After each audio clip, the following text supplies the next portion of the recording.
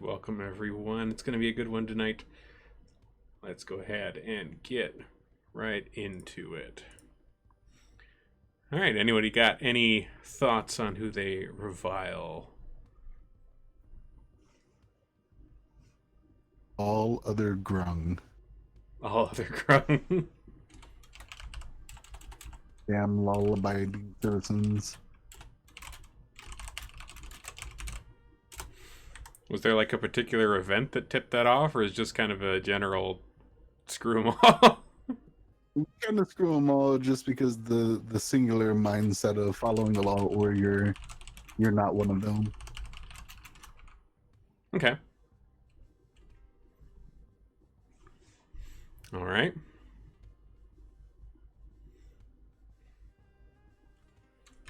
Daigle.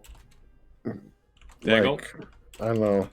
He might have his own thing going and his own reasonings, but so far I haven't seen anything but a lot of selfishness, and he seems like a very shitty person. That's fair. That's fair. Jinku doesn't know that word. Jinku hugs everyone. Yeah, and then they have a hard time breathing. Get a little Like of mice of men where sometimes. they stop moving. Yeah, I get a little of mice and men sometimes. All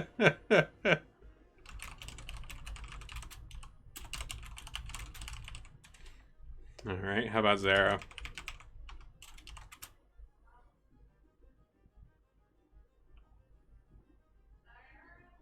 It's a hard question to answer because there's plenty of people she doesn't like, but revile is just such a strong word, and there's no one that she wants to spend that much energy thinking about. All right.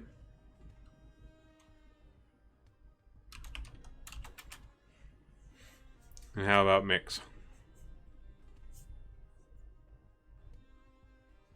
If you were able to reconnect. I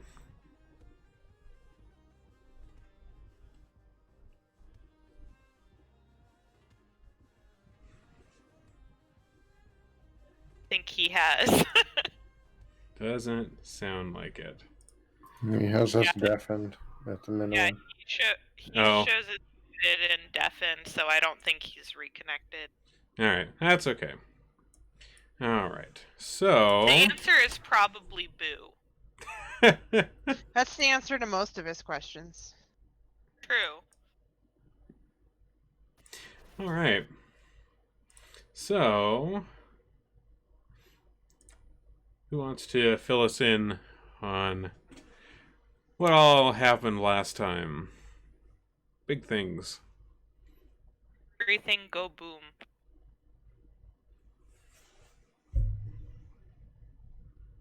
I plead the fifth. Shit got real up in here.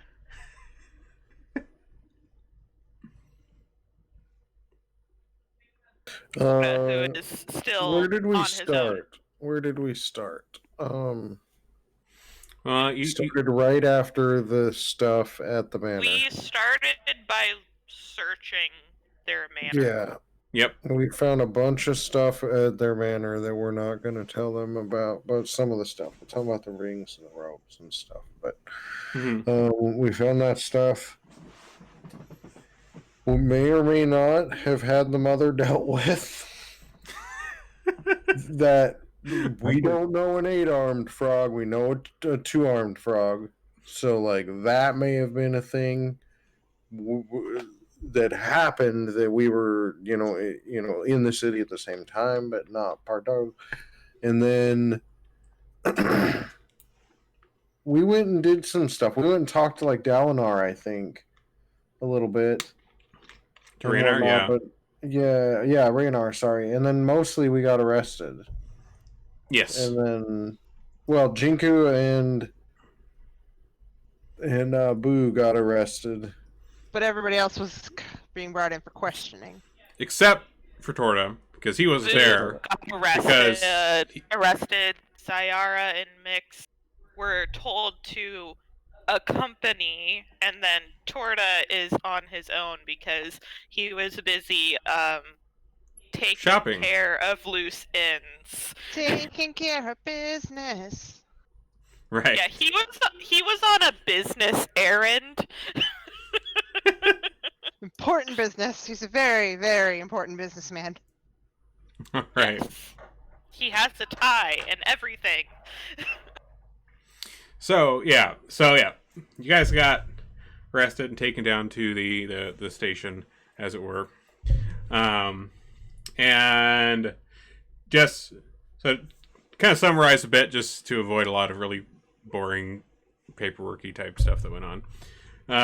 So you guys all got Give us the paperwork. You guys all got taken down to the guard post, and you guys had all been noted down in the record, your names, your address, some of the charges that have been leveled against you, namely the murder of the Oron Gralhund, and like while you were there, like in the process of them, doing all the processing of this, they were alerted to the death of Yala as well.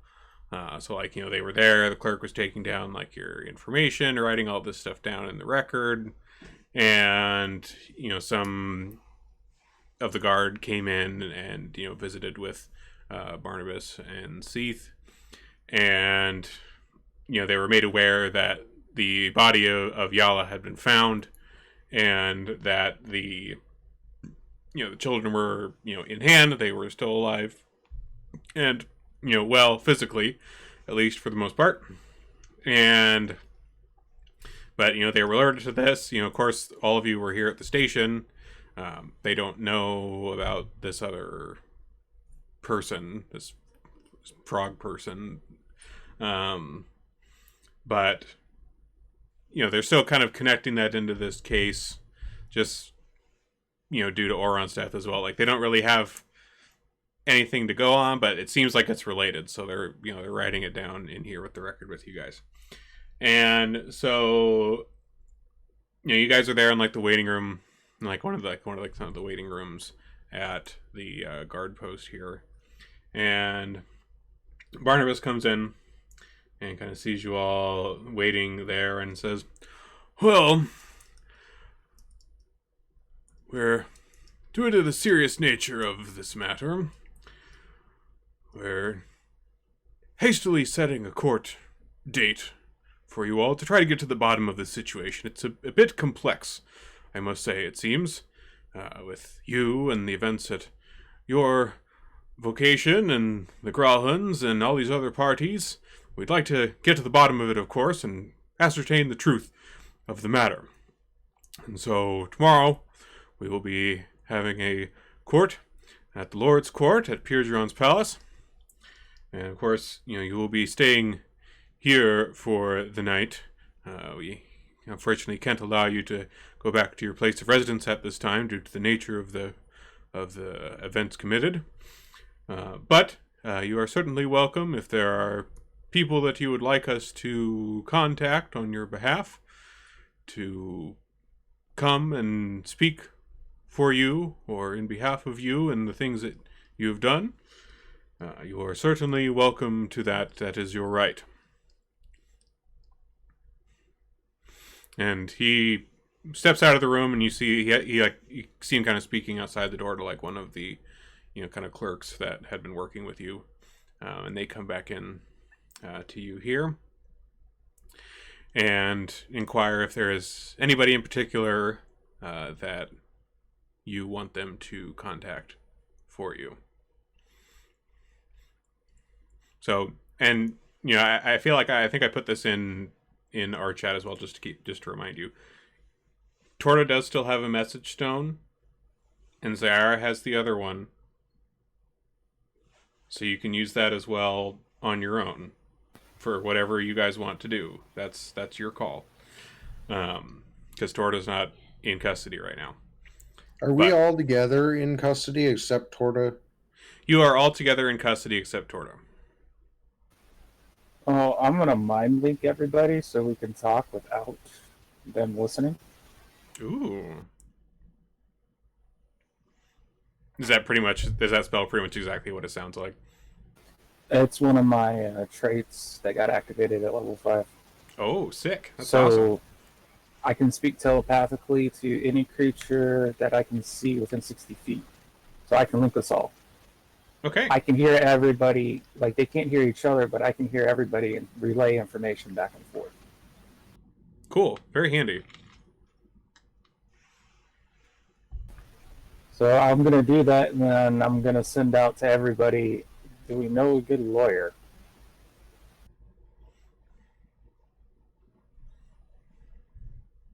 No, but we could get some character witnesses, I think. Mm-hmm.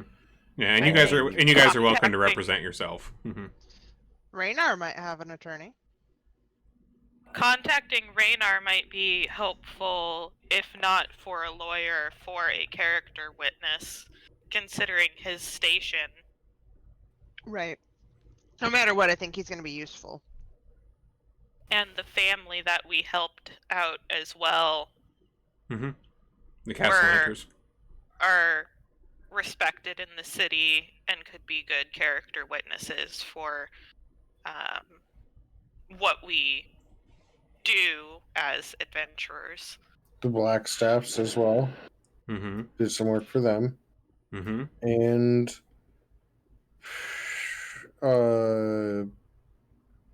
shit, I wonder if we could get Volo to speak for us.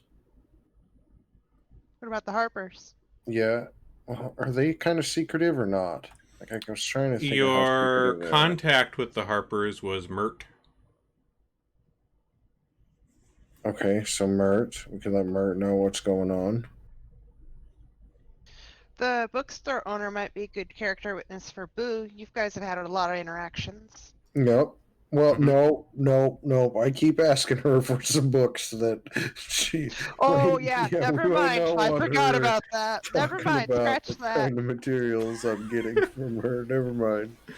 Yeah, and the bookstore That was with the almost a dragon good blend, idea. that's not Yep. a good one either because Mix is Let's not always bring asking the for. bookstore owner into this. Yeah, bad idea.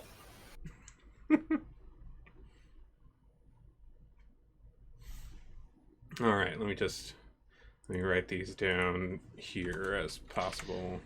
Who was that little old lady that we helped? That was like our first thing with the Harpers.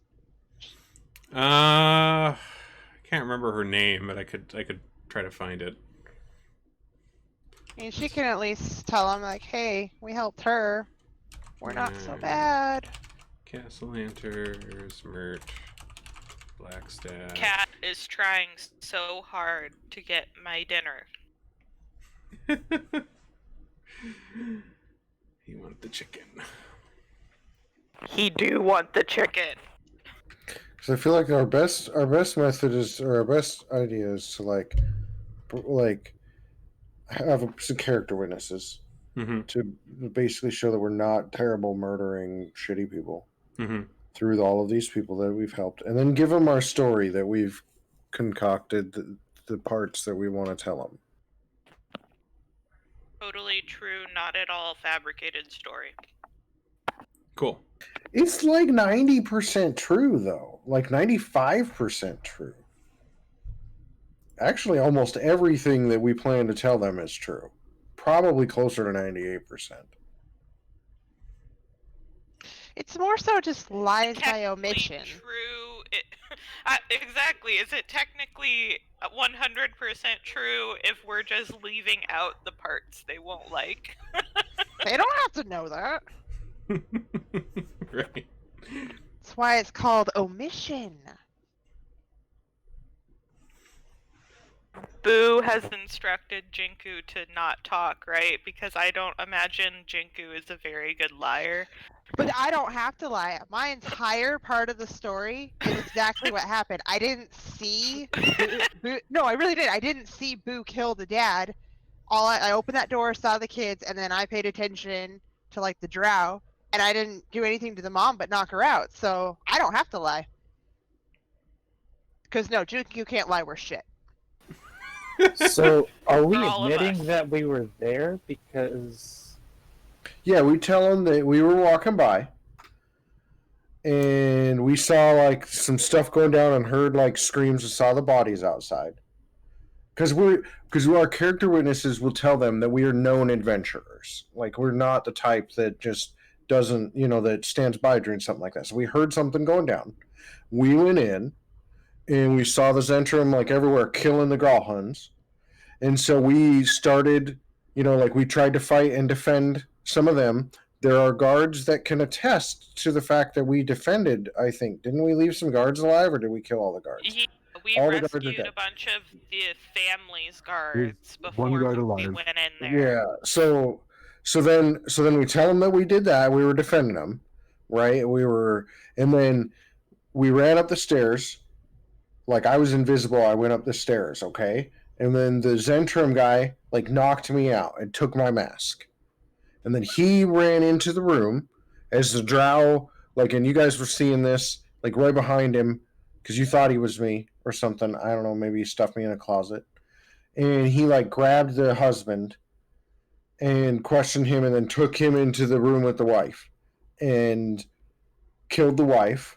And then you guys, like, woke me up or some shit. I don't know. Then you fought off the drow. And then we left because we knew how bad it was, and we were really like we were just scared, officer. Like that, it just looked really terrible and whatnot. We explain then, if we're saying we just left, how are we going to explain how we got that ring that we're using to prove that they worshipped demons? Found it on Oh. the floor. yeah, we saw it and the robes on one of the drow we killed. We picked Like it up. we did take We some wouldn't things say to. on one of the drow we killed because we're trying to link it to the Growlhuns. Well, we do tell them like we took some evidence because it was. They also had the same. They had that robot that attacked our property. Right, Mhm. That's right. the connection too, because like we were looking around the area, like we were just like getting coffee down there, and we saw, and that was part of the drow thing. It was up in the room with them, so like that was confirmed.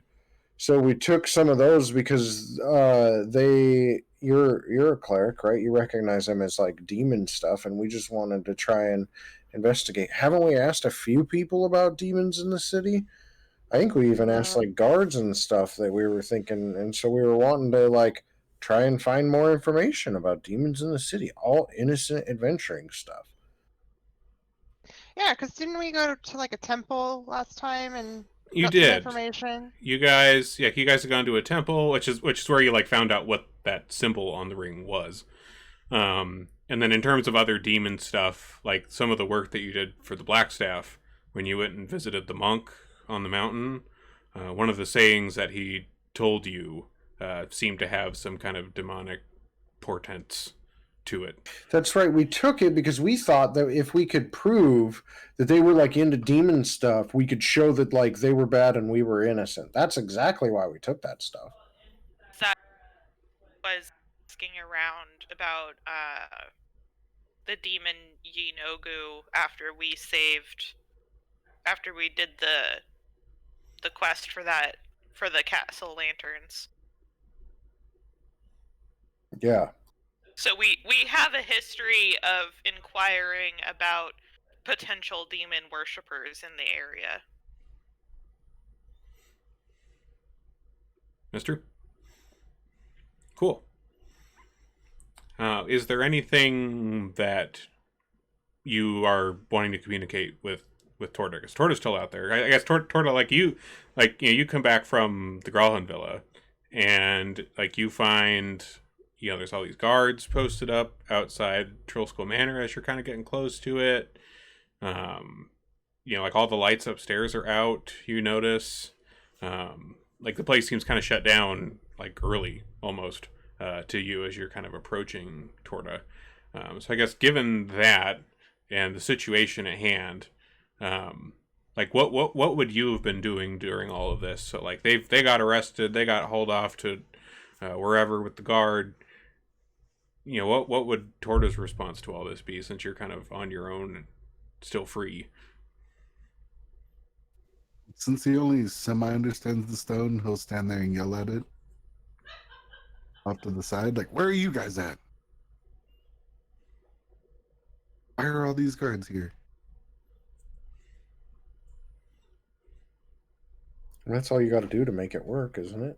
Yeah, it's a telepathic. Telepathic. Yeah, it's a telepathic message stone. So technically, he doesn't have to yell at it, but he doesn't know that. I mean, you can. It's like telling people, "Hey, this new computer I got you, it's voice activated." Computer, open internet. Subtle IT reference. But yeah, I mean, Zahara, you have the other message stone, so you guys are all kind of like all this conversation you guys have just had, through relaying through Mix with all this telepathic stuff. I'm going to assume this is all telepathic because that's the smart thing to do. So you get this message from Torta in your head, who's not there with you, Zahara, where he's asking like, what the heck's, where, like, what are all these guards? Where the heck are you guys?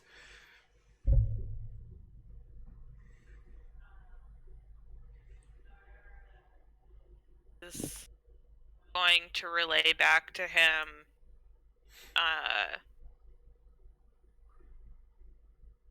there were witnesses who identified Boo and Jinku in killing Lord Gralhund, so the guard have taken us into custody awaiting a court date to try and find the truth.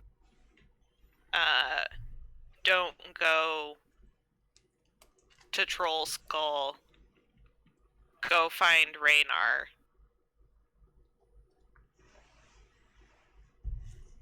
No witnesses. They're dealt with. Well, that's good to know. And he's still got it like awkwardly up to his face, screaming at it. Well, guys, if there's Lady no Gralhund's guard is still alive. Kids.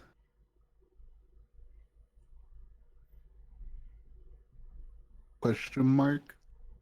Yeah, the kids are still alive. No, the ours. Oh, your kids. Yeah, your kids. Oh, you're asking them. Yeah, they're still fine. They're at the house. The guards. Well, they stayed home. They didn't go to like Waterdeep protective custody or anything. No, like the guards that are like watching your house, like you kind of watching them as well and keeping them safe. Nobody called DFS on us? No, nobody called CPS. Nobody called DFS. Nobody, you don't have any. Like urchins are in this city. I really don't think the city government gives a shit about them. They're not urchins anymore. They're our children. I know. I'm just saying in general. Waterdeep society hasn't quite progressed to the point to understand the need for child protective services. So such a thing is not existent quite yet. Obviously, that's how we got these kids in the first place. Yeah, there you go. We asked, can we have kids? And the dude was like, yep. Yeah, you guys seem like a good lot of people. And look where you are now. I'm just gonna go with my gut here. We're not bad people. We just made bad choices. That is true, because we were just like, we found these children. Can we have them? And they were like, yeah. And we were like, can we do whatever we want with them? They're like, yeah. And they said, yeah. So maybe this isn't so bad. All right. So we should tell Torte to go get Raynar for us. Yeah. And then we could request of the Waterdeep, the guard or whatever, to get those other character witnesses for us. And then try and see if we get out of this or not. I guess. The WDPD. I was just gonna say that. Can we refer to them as that from here on out? Sure, they could be the WDPD.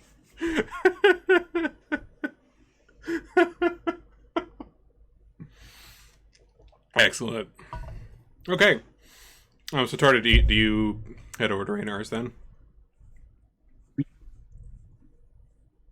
Okay. So, Torda, you travel across town, make your way over to Raynar's. It's, pretty late into the evening at this point.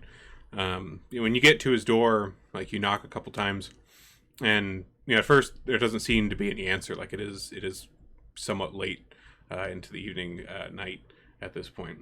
But, nevertheless, you persist, and after, maybe 2 or 3 times knocking at the door, finally the door kind of opens a crack, and you see his butler there, kind of dressed in a nightgown, looking a little sleepy. But he opens the door and says, "Oh, with the Trollskull bunch alone this late? Is something the matter?" Yes, my fellow friends have been arrested. And his eyes kind of widen, and he says, "Oh dear. Well, I will get Raynar straight away." And you hear his bare feet kind of pattering across the marble floor and upstairs. He kind of motions you to come in and kind of wait in the front lobby there. And he disappears upstairs. You see him like kind of holding a little candlelight, and he goes up the stairs, gets Raynar. Raynar comes down. He says, "Ah, yes, friend. My butler here tells me the others have been captured by the city guard. What how can I help you here? I'm happy to assist in any way that I can." Want to see if there's any way you can help them out. They're not guilty. I mean, when we left, everybody was fine ish. Emphasis on the ish. Well, Raynar says, "Well, I mean, you haven't really told me much of anything that happened, so, I mean, I guess on that front it was probably the better decision on your part to keep me out of the loop if it's ended up like this. But, I mean, if they need me to testify on their behalf in some way, I mean, you guys have helped me immensely, and you have continued to help me with trying to figure out what's going on in the city and with my father. So I'll be more than happy to come speak for you." We would appreciate it. Well, they would appreciate it. I'm free. Well, you are certainly welcome to, stay here for the time being. I mean, I'm sure with them under arrest by the city guard, they're probably watching your residence. And if you're the only one who's out, I mean, probably best to lay low, I would think. Yeah, that was a great Be idea. I best for didn't thought Torda about that. to lay low. Is that a short joke? Yeah, well, what? Said, is that a short joke? You said lay low. It wasn't intended to be. But yes, please, are there any accommodations we need to make? I'm afraid I'm not particularly familiar with one of your kind, but I can, of course, have my butler set something up for you if there's something you need in the short term. How about a bathtub or a barrel full of water? Well, that is certainly doable. I can have him put one of those in an extra room for you here. That would be most excellent. All right. So Raynar informs his butler of this, who happily goes and gets this set up for you. So for the time being here, you're set at Raynar's place to hunker down for now. So with the trial, because there's the other 4 of you here, trying to think of how to do this since Torda's not there. I forget. Do you have any like disguise things that you'd be able to like attend, or?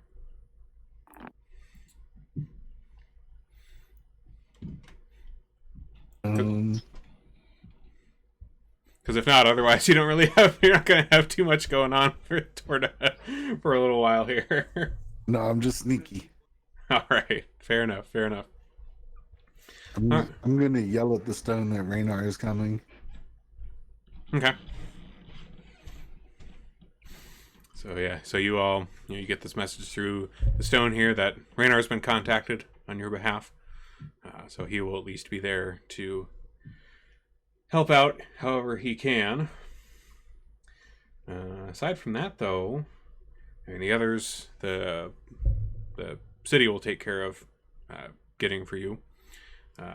But otherwise, I think for now, you guys go ahead and kind of bed down how you can in the somewhat, uncomfortable quarters that they have down here at the City Guard Hall. But you at least get some rest before the morning breaks. So the following... Did we leave our spell books and our items and stuff? I would say, like, you probably don't have... I would say you don't have your weapons. But... Yeah, I mean, you probably have, like, a book. I'd say they'd let you have, like, a book or something. Sure. Cool. It's fine. I don't need weapons. I am a weapon. There you go. Yeah, I mean, when they came and got you guys at your house, like, it was kind of out of the blue, and so you didn't really have a lot of time to, like, grab a lot of stuff. So you got, like, clothes on your back, like whatever kind of stuff you like have like on you, but not too much else. But yeah, cool. What were you like casting something tonight, or just keeping that in mind? I'm just making sure I knew where my spell book was. Okay, cool. I'm sitting in whatever corner of this room, eating peanuts that I keep in my pocket. I have pocket peanuts. Pocket peanuts. All right. Good plan. Good plan. Anybody else have pocket tater tots? I mean, Zyara has her bag that she keeps on her at all times. So, she has many things with her. She's probably eating some sort of trail rations and messing with her tarot cards. Well, I will offer everybody a single pocket peanut. Generous. All right. So you guys get some rest. You get some sort of food from what little options you have there. And the next morning, the court date was set for tomorrow in the morning, and you're awoken by there's like a tall half orc, and then kind of a very finely dressed dwarf that kind of knock on the door and rouse you from your sleep. And they, say that, the dwarf kind of speaks up and he says, "Well, rise and shine. We have to take you over to Piedron's palace for the court this morning. We are your bailiffs. Please, follow us."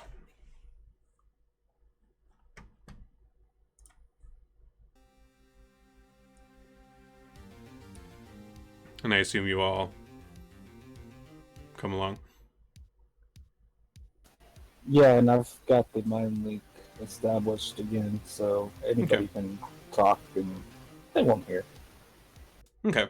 Yeah, that's fine. I'll assume that any of this kind of inter-conversation between you guys is probably through this mind link. So we'll just kind of say that's how it is. So they take you, a little ways across town. And Piedron's palace is kind of on the western side of town. It's kind of set kind of right at the base of the Mount Waterdeep, kind of on the northern side. Like on the eastern side of Mount Waterdeep, kind of at the bottom is where like the main castle and the palace and that kind of stuff, like those kind of main central buildings of the city are. But this is like right up below. As you're coming up close to it, you can see, Mount Waterdeep kind of towering up above it in the background. One of the walking statues, the one known as the Griffin, is perched pretty much directly above it, up on the mountain. And this palace that you're, coming up to, this palace of law, is this brilliant white marble on the outside. It's quite kind of glints in the morning light. And this for just from what you know from like living in Waterdeep, like this is where like most of the kind of city services kind of operate out of this place. So like the courts are here, city clerks, kind of the head of the guard, the current open lord of Waterdeep has his offices here. So this is kind of like that kind of central city hall almost of sorts of Waterdeep. But you're led inside. The inside is just as immaculate as the outside. And eventually you are led into a large courtroom up on the second floor. And so in here, you're led, through the aisle up into the center portion. And you're taken through a door, through a small staircase, and to kind of an upper stand level above. The dwarf that had accompanied you, he stays below, kind of guarding the exit door to this little kind of mezzanine that you're on. And the half-orc that was with you, he kind of waits by the door up here with you. Kind of looking out over the court, you can see that, kind of getting set up at the judge's chair to the north is a female tiefling dressed in these dark black robes. And you can see her kind of arranging some paperwork and kind of getting things set up here at her chair. Immediately across the hall from you, you see the jury stand, which appears to be filled with just kind of a variety of Waterdevians. Young, old, male, female, of all types. There's a decent group of them in there, about 12 or so. And then down below them is the prosecutorial desk, where you see Barnabas and Seath Cromley are kind of conversing amongst themselves down there. And of course you have the witness stand in the middle here, and then there's a desk on the western end for whoever of you, or if multiples of you are going to go down and try to speak for yourselves, that's where you would be led down to, is down there. And as you guys are being led through, a variety of other kind of Waterdavian people are coming in and kind of filing into the seats down to the south in the gallery. Some of them you recognize. You see like Raynar's there. You see, Vittorio Castellanter, who you had mentioned that they bring, the Blackstaff. There's a few other people, some of them that you've met in the past. Mert, Durnan, some of the people around Trollskull Alley. They'd heard, what was going on and were curious to see what was happening. And then, just some other general people of Waterdeep that come and watch these kind of things. So, as you're kind of waiting up here and seeing everybody kind of file in and get ready for all of this, the half-orc that's waiting up here by you kind of turns to you all and says, "Well, will you all be representing yourself then, in this case, speaking for your deeds?" Yes. All right, well enough. Are all of you planning to speak, or is there one among you that you would like to designate to go down and be at the defense? We will be putting our best face forward.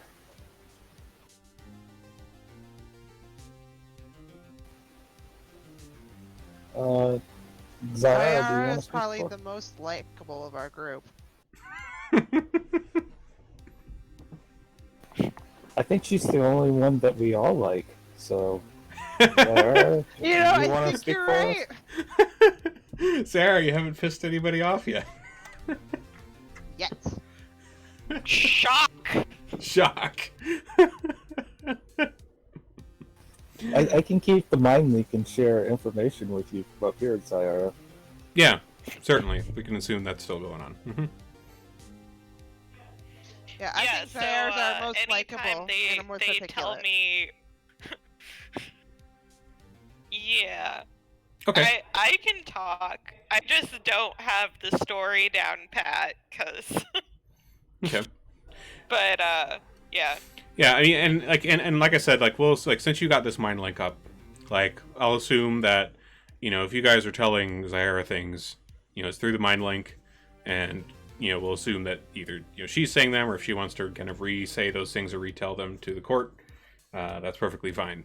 I'm not gonna be too micromanagey about you guys talking to each other, even though you're guys in like separate areas. So don't worry about that. Talk amongst yourselves however you need to. You guys are trying to save your butts. So I'm not going to try to make that more difficult for you. So, on his behalf, I have to ask, is the female tiefling judge hot?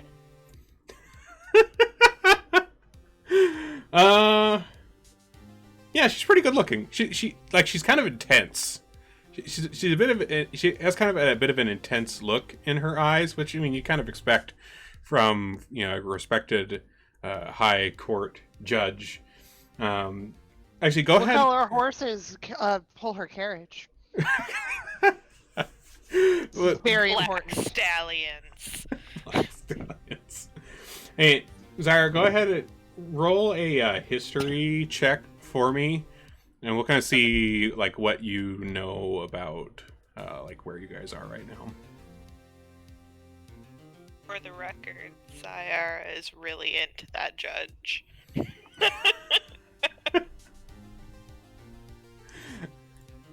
Seducing the judge is not going to work. Why not? It works in America. I'm sorry. I mean, Zyra's pretty good looking herself, so it might work. All right. She's our most likable, our most articulate, and probably our most attractive party member. There you go. Triple threat. So, Zyra, like, in terms of like what you know about where you are, I mean, there's a few different courts that take place here in Pierre Duran's palace. And this particular one that you guys are in on the second floor is the Lord's Court, which is the highest court in the city of Waterdeep, and is mainly used for dealing with the most severe crimes that happen in Waterdeep that go against the code legal. So murders, rapes, misuse of magic, large disputes over inheritance, things like that. And so, this is where the serious stuff goes. So you know that much at least, just from being around on the streets. And like you don't believe you've heard of this particular judge before. But you know that, this being the High Court of Waterdeep, like they're usually pretty intense. So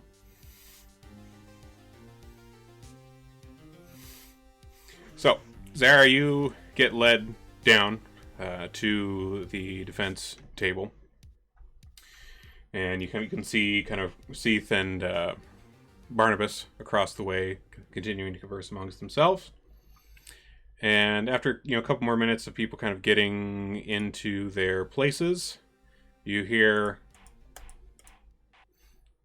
the gavel strike up above you to the left, and the judge stands up from her chair, kind of looking over the crowd here. Says, "Welcome all to today's session of the Lord's Court of Waterdeep. I am Judge Kylan Silmerhelve, presiding here today. In this case, a most serious matter has been brought before us, but one that we want to hear the truth of. I will now turn the time over to the prosecution, and then also to the defense, for any opening statements that they may have regarding their cases." And so she sits back down, kind of motions over towards Barnabas and Seath. And Barnabas kind of stands up And you can see him kind of adjusting his clothes and walks to the center of the courtroom here. And he kind of stands up straight and lets out in a loud voice, "Ladies, gentlemen, and variations thereof of the jury. This case is one that we bring before you with a heavy heart. The heads of a noble family struck down, leaving their young children to fend in their wake alone, by a group of our own Waterdavian citizens of some renown, who seem to have fallen in with the wrong sort of crowd, and who, driven by revenge, assaulted their home, their hired help, and in the end, the Growlhund Lord and Lady themselves. Members of the jury, the prosecution has 4 main witnesses and evidences that we would like to present to you today. First, the remains of the Growlhunds themselves. Second, the remains of a curious clockwork man in their possession. Third, the remaining Growlhund children. And fourth, the half-orc, Hrabba's, loyal personal assistant and guard to the family. Jury, the defendants may claim innocence as concerned members of the community, but I believe that there is a deeper connection here between these 2 parties that has led to this wanton bloodshed that has stained the floors of the Growlhund Villa crimson. Thank you." And he takes his leave and sits back down at the prosecution table. And Judge Silmerhalve motions towards your direction and asks for any opening statements you may have on your behalf.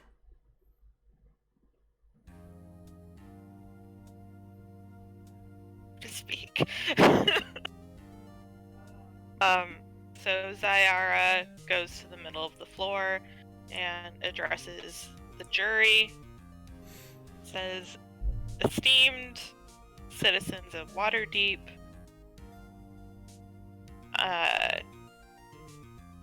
the prosecution is correct in saying that what happened at the Growlhund estate is a tragedy. These children were left without parents. However, their story is not entirely correct. We hope to prove to you all that we were acting as concerned citizens of Waterdeep, looking out for our community, and that there was a much deeper truth that we were looking into as to what the Growlhunds were up to in their private time.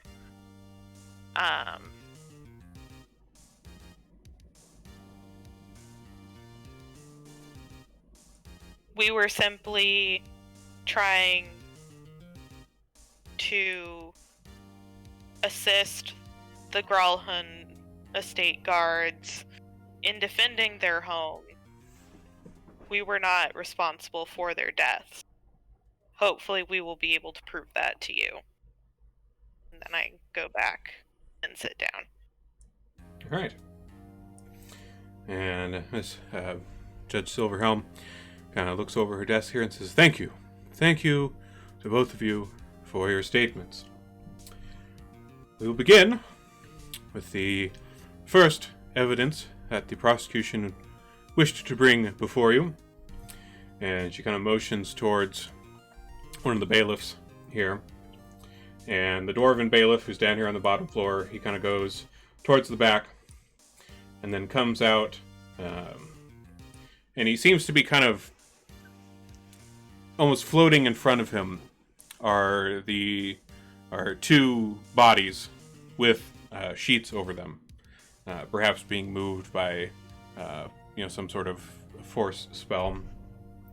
But he brings them out and kind of pushes them into the center of the room here, and they kind of float there over the center with the sheet still on them. And he bows toward the prosecution and heads back over to the side. And Seth Crowley steps up here, and he kind of slowly pulls back the sheets off of both of these. You can kind of hear some kind of gasps from the crowd and from the jury in shock at these corpses here.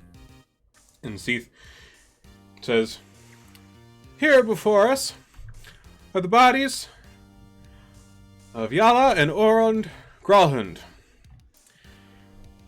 The deceased at the hands of these who you see before us here on the stand. You may note here," and he kind of goes over to Orund's body and kind of points towards kind of the large blast wound in the back of his, right in his back here. It says, "You can see here on Orund's body the fatal wound of the magic missile that was cast at point-blank range, killing him near instantly. And here," he kind of motions over to Yala Gralhund's body, "you can see that she was severely beaten about the torso and about the head here, and these severe blows did much internal damage and unfortunately led to her death as well. Now, from the testimony that we have, and which we shall also present to you more later on, it was seen that a small man with a hooked mask was the one who let forth this killing blow of the magic missile into the back of Lord Gralhund. As for Yala Gralhund, that is yet a question we would like to see answered. The only information we have as to her demise is a description from the terrified Gralhund children of a mysterious 8-armed frog creature that was invisible and appeared briefly and then beat their mother to death in front of their very eyes. Terrible, terrible display. But with these, and with testimony which we will present to you later, you can see that much undue violence was done to this Lord and Lady of Waterdeep by the party here on the other side of the room. It says, and he kind of turns to you, Keythree, and he says, "If there is anything that you would like to state about this evidence, you are more than welcome to come and do so." I'm Zayara in this game. Or Zara, not Keythree. Wrong D&D game. Sorry. Clerics. So he kind of steps back towards the prosecution desk and kind of leaves the floor and these bodies to you, to all of you, for anything that you want to note. So feel free to discuss amongst yourself if there's anything that you're wanting Zara to note here. The time that the lady was murdered, we were with those two, correct? Yeah, she was still breathing when we left. I just knocked her out. Yeah, so they can't prove we did anything to her. Well, like we're not. I mean, look at me. Look at these noodle arms. I can't beat anybody to death. If I could have, Mix wouldn't be here. Well, and the kids said they saw an 8-armed frog. Clearly, that's none of us. I mean, I think the 3 biggest things that we could bring up is, 1, how do they know it was a magic missile that caused the fatal blow? And 2, Lady Gralhund was still alive when we were taken into custody, so how can they blame her death on us when we were with the guard? And 3, the kids are saying that an invisible 8-armed frog beat their mother to death. Which just sounds implausible.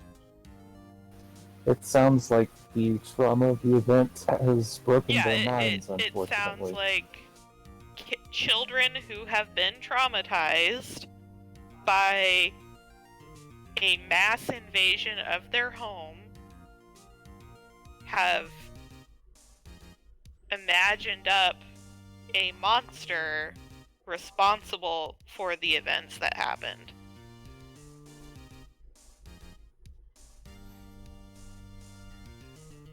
Okay. Was there anything else that we wanted to bring up? Not as far as the bodies are concerned. Yeah. Yeah, no. So far, I'm not impressed with their evidence. Yeah, Zyara is a little offended that they brought out the actual corpses because it just seems like they did it for the shock value. Yeah, that's in poor taste. All right, Sarah, you have the floor.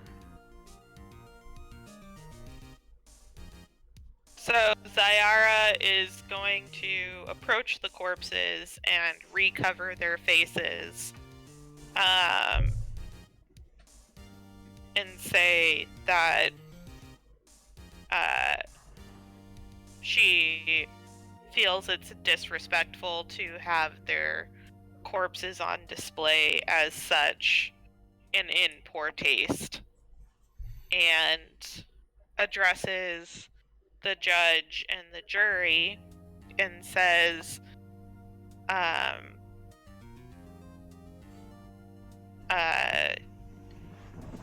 curious how it is that the prosecution has come to the conclusion that it was a magic missile that dealt the fatal blow to Lord Gralhund, because as far as I'm aware, there's no way to be able to tell such a thing.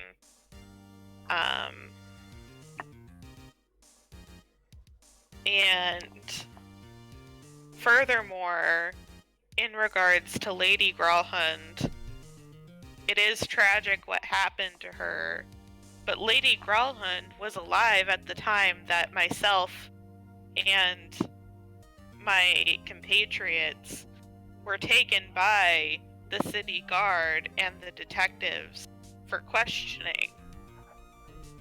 How do you propose that we killed Lady Gralhund across the city while under guard custody?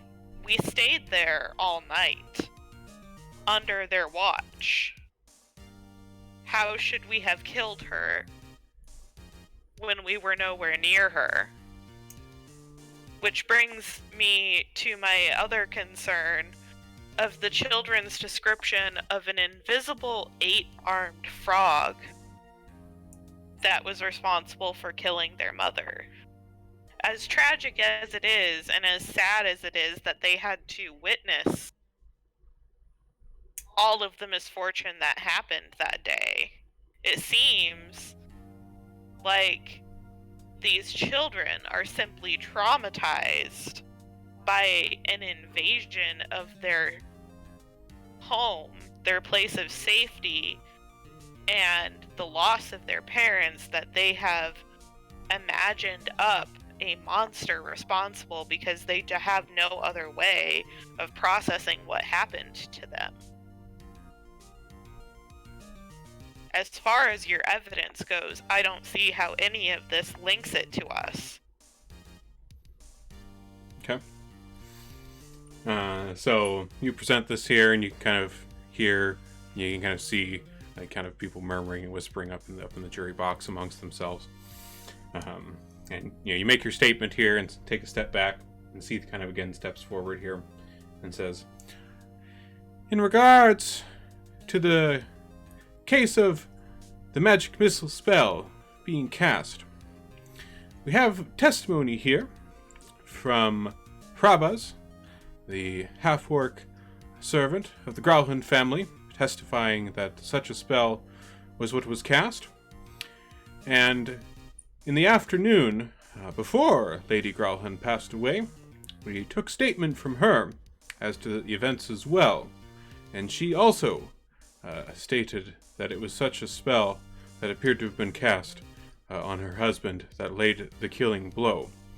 It was also the statements of these two witnesses that described both you and your compatriots as present at the scene at the time of Lord Oron's death. Now, as for the death of the lady, that I will grant you. We do not have a hard evidence hooking it to you all. But given the circumstances and the bloodshed that was there at the manor and the death of her husband as well, it seemed that there could be some connection which we would like to ascertain during the course of this trial if we can. So, as of yet, for now, the death of Oron Gralhund is the main case here, but the details of Yala Gralhund's death, whether or not they are connected to Oron as well, we would very much like to know. Excuse me, sir, but as you say, you have interviewed the lady's guard as well as the lady herself, but did the prosecution interview the other guards of the Gralhund estate? Because they would be able to vouch for us that when we happened upon the estate was already being attacked by members of the Zentarum, and we were simply trying to help them. Well, we would certainly have loved to have statement from the guard of the Gralhund family, but unfortunately they were all deceased when we arrived upon the scene of the crime, and their bodies were scattered throughout the estate on both the first and second floor, as well as in the room where the body of Oron Gralhund was found. So while we would certainly like to have their statement, and perhaps they may have been able to testify on your behalf, I'm afraid that they were all deceased as well, perhaps by your own hand, but that I cannot say for sure. But Comment I thought stricken from the record. I thought some of them were alive because we saved them. We did stabilize the one guard outside of the house. Yeah. The one that kicked me down the steps. What Didn't happened I to re- all the ones at the top of the stairs that we met that were fighting with us? Did they all Yeah. die? Most of them got punched to death by Torta. Damn, Torta and those fists. With regard out of prosecutor mode, when Boo blasted Oront and everything blew up with that fight, killing the head of the household there, the guards, even though you had just been helping them, turned on you all. In addition to the drow and other things, but yes, you guys killed like everyone. They're all dead.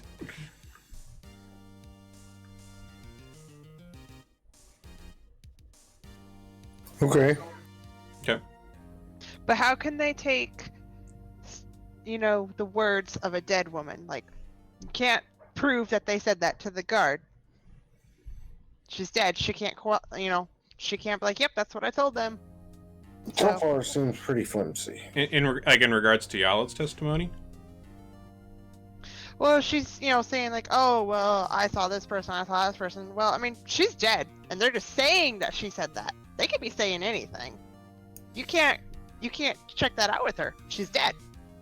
I mean, So if you wish to see the signed affidavit in her hand and signed with her seal of her testimony, they can't hear me. This is the mind thing. That's Should true, that's we true. should we present information to discredit the woman, like the robes and the demon stuff that we have, to discredit her testimony? I think now would be a good time to do that. Oh, or Yeah. do we want to leave that for later? Yeah, we'll wait to see their case, and then Okay. we've got the letters Yeah. and the ring and the robes. I mean, it's already pretty flimsy. I mean, yeah, I'd say what else they have, and then we can drop a bomb. Zyar is going to reply Well, that's certainly unfortunate. When we were there, we had come to the guard's aid and even stabilized one that had been attacked at the entrance. I had hoped that they'd lived, but it seems that the people responsible for invading the estate must have killed them to ensure there were no witnesses. Okay. And you make your statement here, and Seath kind of nods and he says, "The prosecution rests its case for now." And he goes and sits back down. And the judge kind of turns to you all and says, "Well, is there anything the defense would like to present, or anyone that you would like to call on your behalf at this time?" We call a character witness? That's what I was just gonna say. Maybe Lord Castle Lantern to start? Okay. Going with Castle Lanterns? Okay. Alright. So you mentioned that you're going to ask for Lord Castellanter to speak on your behalf. And the judge nods towards the dwarven bailiff here on the floor. And he kind of heads out over to the gallery here and motions for Lord Castellanter, who is in the audience here, to come up and take the witness stand. Which he does so. So he comes up to the stand here, and the judge says, "We recognize the Honorable Lord Castellanter of Waterdeep. Defense, any questions that you have for Lord Castellanter on your behalf, feel free to ask so now."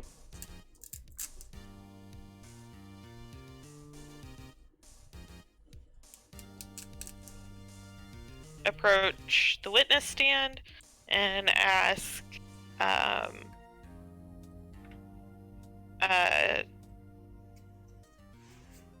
thank you for speaking on our behalf, Lord Castellanter. Would you please tell the court how we became acquainted? Certainly. Castellanter kind of adjusts his robes here in a seat and says, "I became acquainted with the party here when they first made a name for themselves here in Waterdeep.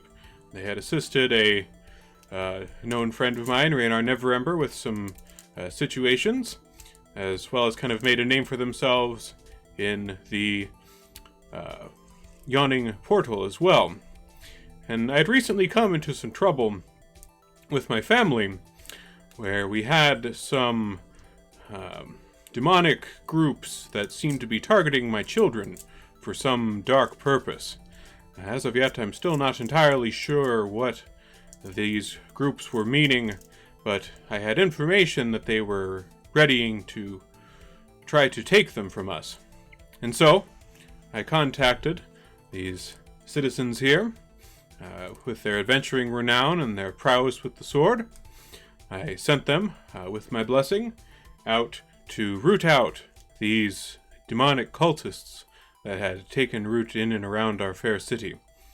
And I am happy to report that they did just so, and my children have slept safely ever since that time."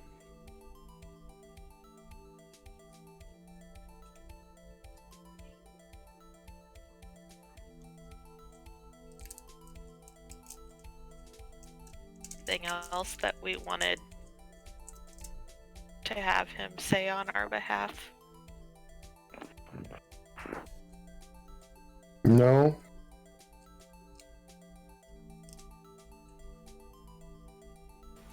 Just thank him and tell him that maybe we can stop by and say hello to the children again soon. Okay. Random thought out of character Uh-huh. for you, Moog. So I know we found that one ring. Yes. And it was just the one ring, correct? Correct. Were either of the Growlhuns still wearing a ring? Yes.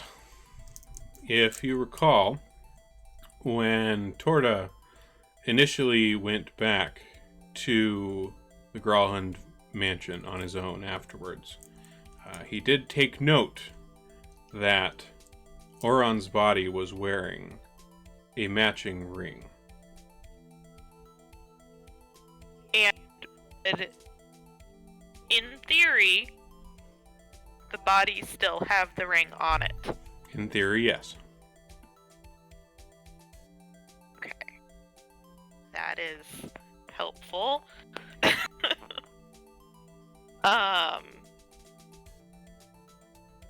Okay. So, Sayara thanks Lord Castellanter and says that she hopes that perhaps after all of this is over, we can treat him and his family to dinner at the Trollskull sometime soon. And he kind of nods in response, says, yes, I would like that very much. I owe my family's life to you. Thank you. And he takes his leave from the stand and returns to his seat out in the gallery. What were the other people that we had the guard get for us aside from him and Raynar? You also had the Blackstaff, Vajra, who you had done work for. She was the one who had hired you to go up the mountain and talk to the monk dude. She's the one in charge of kind of like the main kind of wizardry central tower of Waterdeep. And Mert, who was the moneylender guy who is your kind of contact with the Harpers. And you had also done some other side work for him. He was the one who had you go into the blue alley a long time ago to get some kind of curios for him. He's kind of eccentric, but he is here as well. I couldn't remember if we had someone from that temple come, but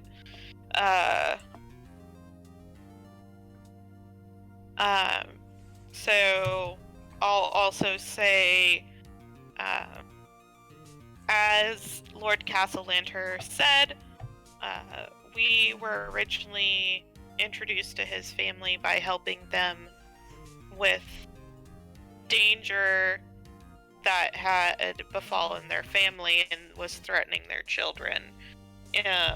As we investigated, we came across a cult of demon worshippers outside of Waterdeep that seemed to have connections within the city. And though we were able to find those particular demon worshippers outside the city, we have been on the lookout for demon worshippers within the city as well who might be endangering the community. And I'll take out the ring that we found. Okay. That I had with me, because Zyara never leaves without her bag. All right. And she says I would like to submit into evidence this signet ring that we came across when we were in the Growlhund estate. Okay. And the judge, takes this and says, let us note this into record. This ring discovered at the Growlhund estate. What information do you have regarding this ring? What importance does it have to this case? Trying to find the owners of the Nimblewright that was responsible for attacking our our inn in Trollskull Alley and was responsible for the death of many Waterdeep residents. We were able to track it back to the Gralhund estate, wondering why they might target our establishment or someone that might have been attending our opening party. We found this signet ring and thought it odd. Upon further research, we brought it to one of the holy temples in the city, and they identified the signet ring as belonging to a demon lord. You kind of hear some gasps from the gallery at this. And remind them that the matching ring is on the Lord's hand. Yep. So, like, you have this statement here, and they're presenting this ring, and you can see Barnabas kind of getting the attention of the judge here, and the judge kind of motions in his direction, and Barnabas stands up and says, "It is good that you bring up the case of the Nimblewright, because that seems to be where this all gets connected together. We obtained statements from witnesses at the time of the blast that happened outside of Trollskull Manor. Descriptions of a mechanical man who had a kind of a long hat and a beard, and such a Nimblewright was also discovered at the Gralhund residence in the aftermath of the massacre there. And I would like to bring that out for you now." And so they roll out a kind of the dismantled parts of this Nimblewright, because, as you recall, it got destroyed during the fight there with the drow and everybody else. But they bring this out, kind of laying on the table here, the remains of this mechanical man. And they say, "So this Nimblewright matched the description of the one that was seen causing the blast at Trollskull. And perhaps, since this was in the possession of the Gralhunds, this murder of this lord was an act of revenge of some kind. This Nimblewright attacked them, they attacked back, and of course this Nimblewright is no inexpensive affair, perhaps an act of monetary revenge for the lost business of their own manor on their opening night. Certainly a frustrating circumstance to have that happen to you." Object and say that that's all speculation. There's no hard evidence on us seeking revenge. We were just trying to find the perpetrators to bring them to justice. He says is pure speculation. He has no proof of our supposed plot for revenge. All we wanted was answers. We had tracked the Nimblewright to the Gralhund estate, yes, but that was not why we were there that night. We were there because we noticed the attack on their estate and wanted to assist, which is when we noticed the signet ring and took it to find more answers, as we were clearly not going to get them that night. And I would like to point out, if I could, a matching signet ring on Lord Gralhund. Okay. So you go over to Gralhund's body here and kind of lift the sheet, kind of on the edge where his arms are at. And you do find on his right hand, on his middle finger, is a ring matching the one in your possession. And you kind of raise the arm up a little bit and present that to the crowd here. Not mistaken, it is illegal within the city of Waterdeep to worship demons. Am I correct? And the Judge Silverhelm speaks up here. Yes, that is correct. Thank you.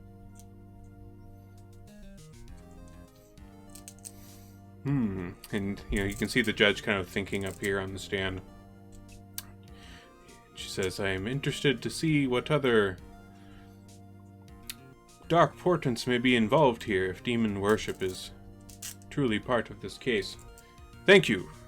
Thank you for this evidence.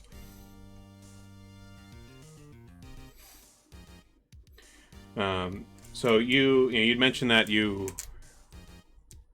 had happened across the estate in the midst of this attack, and the Barnabas, who's still kind of standing there, says, "Please, if the defense may, can you tell us more about your involvement in this attack, as you say, on the estate?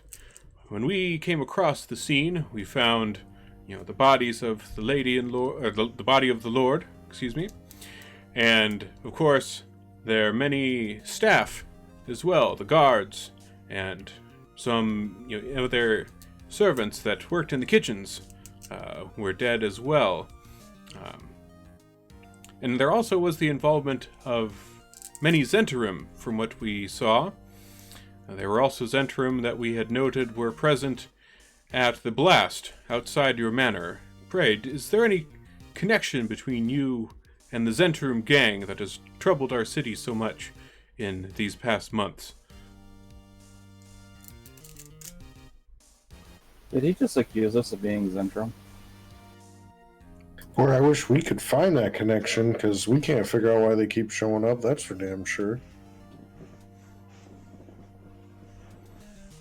The only connection that we know of between ourselves and the Zentarim gang that have been a plague upon the city is that for some reason they have targeted us as their enemy. Were they the ones that kidnapped our kid? Yup. They were, yes. Oh yeah, bring that up. In fact, they were responsible for trying to kidnap one of the children that we adopted. And we weren't able to find any sort of answer as to why, other than we were apparently getting in the way of some plan of theirs. Are there any details that you have about such a plan? Amongst the Zentarim that were found dead at the scene, one of them was a particularly notable member of the Zentarim, an Erstal Floxton. He has been evading us for quite some time and was a bit of a notable leader among the Zentarim hierarchy.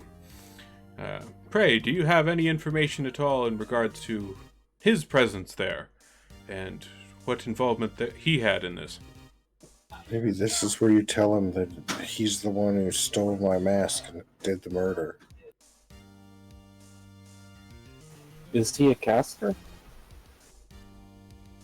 It was a wand. Yeah, it was a wand of magic Wand. missile, so anybody could do it. Oh yeah, throw it on him.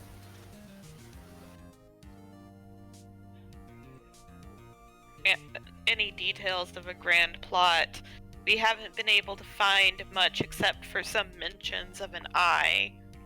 But what that eye is, I wouldn't know. As for the leader that you mentioned, what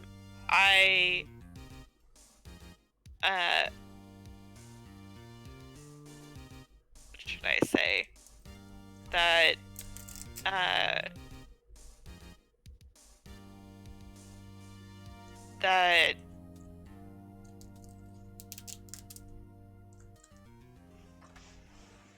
Yes, could maybe do a small sidebar and kind of figure out how she should present that. Yeah, feel free to talk amongst yourselves how you want to present that information. That's fine. would the best way to go about this now be to say that, that, like,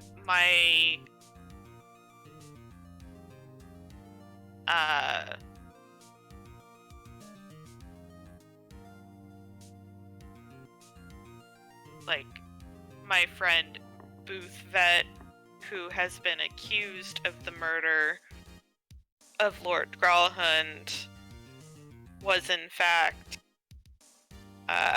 overpowered and knocked unconscious by this Zentrum agent, who then stole his mask and used a wand of magic missile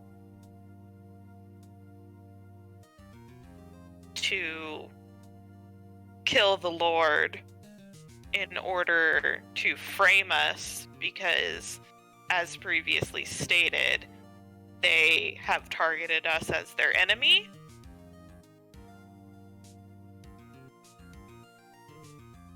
That's a good way to put it. Yeah, go with that. Yeah, I like that. Okay, Moon, I say all of that again. Okay. You did that. Because I don't want to say it again. That's fine. That's fine. Excuse me. Don't die down there, please. Wrong pipe. Ugh. Excuse me there. So yes, you present this information to the court here about this Erstofloxen overpowering Boo and, taking his mask. And, he was the one who did this after all, and that this was all being framed on all of you here. In response to this,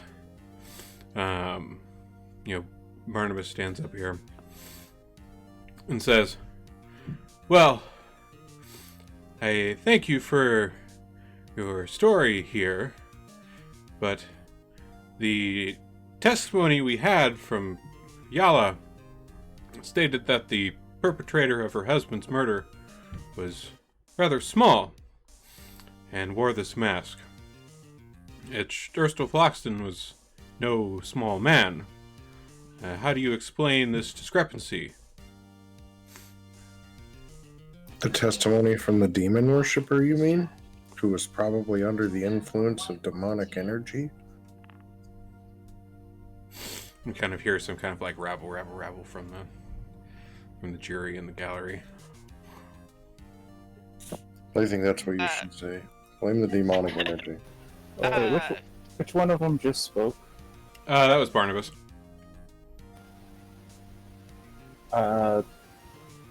Guys, do you mind if I do something to show how easy it is to impersonate somebody? Just a moment.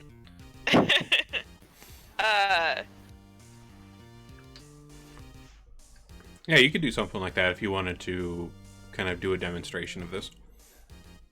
So Zion will respond and say, well, aside from the fact that she was likely in distress, how sure are we to take the word of a alleged demon worshiper as truth? She could have been lying in order to spin the story to her liking. We don't know why the Zentrum were there that night. Perhaps they were working together and something had just gone wrong. If you would like, my team member would be happy to give a demonstration on how easy it would be to impersonate someone or fool someone into thinking that you look different than you are. You kind of look towards the judge here, and the judge nods and says, I'll allow it. Please, demonstrate for us. Okay, so I'll wave Mix down to the floor. Okay, so Mix, you are brought down to the floor here. Demonstrate away. I'm gonna look Barabbas right in the eye and cast Mask of Many Faces. Okay. And make myself look exactly like him. Alright. Do a performance check for me as you do this.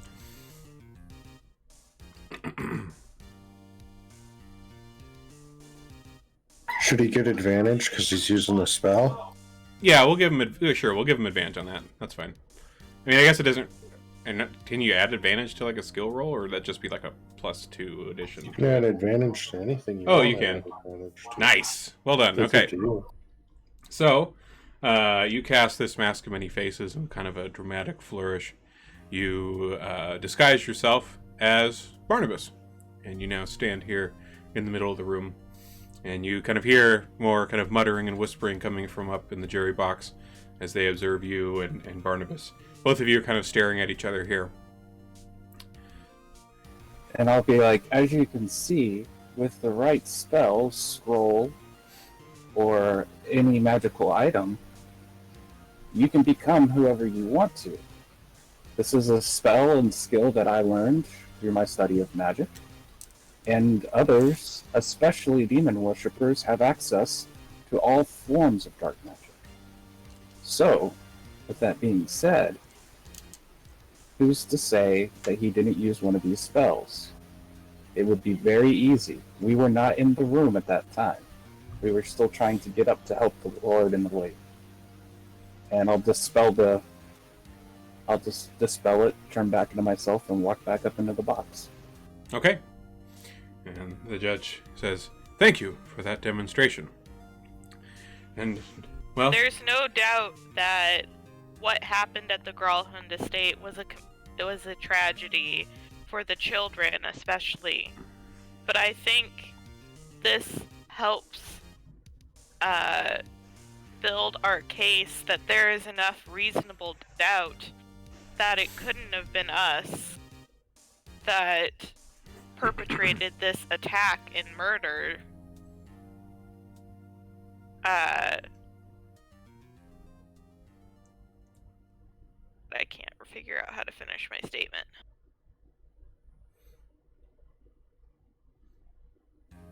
That there's not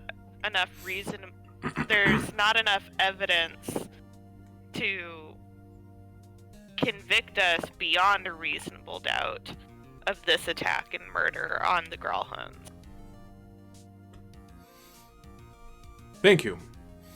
And at this, the judge taps her gavel here once and says, "Since it is about halftime through our court session here, I believe now would be good for us to take a short adjournment to relieve ourselves, and we will meet back here in 10 minutes to continue these proceedings." Adjourned. I'll look at Jinku and I'll say in kind of a panicked voice, "I'm not going down for this. I'll fireball this goddamn jury in a heartbeat. I'm not going down for this." I'm gonna offer him a pocket peanut to calm him down. All May right. I offer you a peanut in this This trying trying time? I need some peanut husk for the spoke opponent. Thank you. All right. Oh, don't worry. I might revive you if they do kill you. Please don't. DNR on Boo. DNR on Boo. All right, I'll see you guys in a bit. Yep. See you guys in 10 minutes.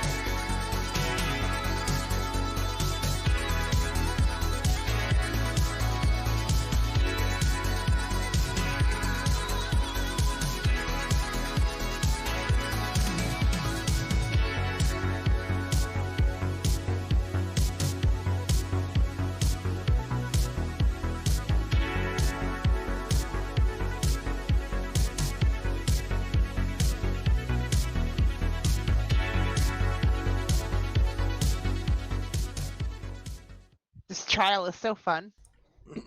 Yeah, this is really fun. I like how this is going. You guys are doing good. All right. Welcome back, everyone. Smack the gavel a few times here. Court is now once again in session. Thank you all for taking the time. We will now continue with these proceedings to get to the bottom of this matter. Now, we have seen some interesting evidences here presented thus far, and a few witnesses that have been called to the defense. Is there any other witness or evidences that you wish to bring before the stand at this time? Do we want to bring the person from Blackstaff up? Yeah, is this like a last call for defense? No, not yet. No. This is just, we haven't had some stuff specifically from you guys for a while, so. I thought we called the rest of our character witnesses up, get through all of them, and then if we decide that we need to release these Grolhund reports as our last stab thing, we can decide to do that if we want to. Also, as a last hurrah, if we need to, you can pretend to pick a random person from the crowd as a character witness. Because I spy with my little eye, little beholder guy sitting in the corner there. The guy from the Xanathars. We saved his life, and he might even speak up for us. That could make us look pretty good. He talks about the fact that our former party member committed grand arson.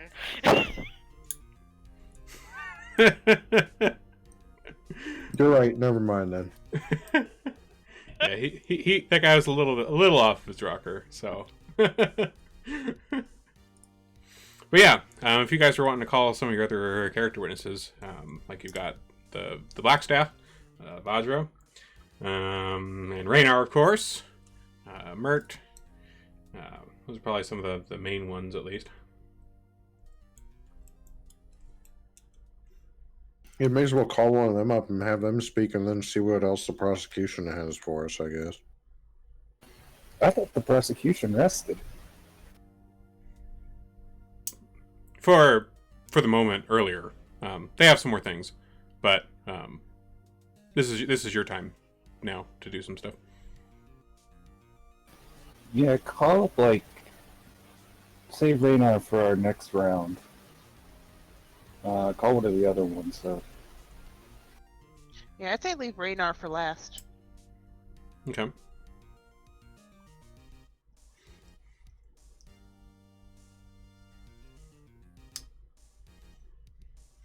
So if we're leaving Raynar for last, then you want to do like the Vajra Blackstaff then? I'd say Mert probably has a little less to offer than the Blackstaff person. Okay. Sure. All right, so you decide to call Mert up to the stand, and you see, the bailiff will go over to the crowd here and find Mert. There he is. And so the familiar kind of portly face of Mert comes up to the stand with his glorious mustache and sideburns and his hat and cane and cape, and gets up on to the witness stand in front of you all. He kind of smiles at you all. Says, "Well, my friends, what questions do you have for me?" Okay, just question, because I know it's been a while, he's been around for a while. He sought us out, correct? We didn't find him, he sought us out. Initially, yeah. I mean, because Mert is a very, very good friend of Durnan, who runs the Yawning Portal. They were adventuring companions a long, long time ago, the two of them. So, I don't know if maybe we can somehow, parlay that into, well, obviously we're not that bad because this person sought us out to help them. Yeah, just ask him how he met and like what his relationship with us is. Sure. I think that's a good thing to do. And just that's what we need from him, basically. But how we met. Tell the story of how we met. Tell the court how our paths crossed. Certainly, certainly. Well, I first heard of this group here from my good friend Durnan, my drinking buddy and companion of many years. We were meeting up one afternoon over at the Yawning Portal, as we are often wont to do, and he had told me how he recently had an interesting group of adventurers pass through that had helped him out for a little while with a wandering troll that had come up from the depths of the Yawning Portal that night while they were there visiting. I believe they had some business with Volothamp Darn, who you may be aware of as well. But in any case, Durnan, he was telling me about these adventurers and that they had done some good work for him and also helped out a friend of his, Raynar, as well, and they seemed like a good lot. And me being the eccentric that you all know me to be, I had some adventures in mind that I thought they might be useful to me for. And so I procured their help in acquiring some ancient curios and artifacts from some dangerous locales, and I must say that they did a fantastic job, and they were well worth the money spent on hiring them for their services. And of course, in addition to that, they have done some other work for me in some other dealings that I am involved with, and helping some people of Waterdeep. There was a bookstore keeper that we had sent them on to assist with, who had some strange creatures that had broken into her store and caused her some distress, and they were able to assist her out there as well. I must say I can't say that I've met a more helpful group than this in quite some while. They have done a lot of good for the citizens of Waterdeep, and they have done a lot of good for me. And I must say I was quite surprised when I heard word of this trial and was asked to come here to be their character witness in the case of a murder. That seems a bit out of their character to me, if I must say so myself.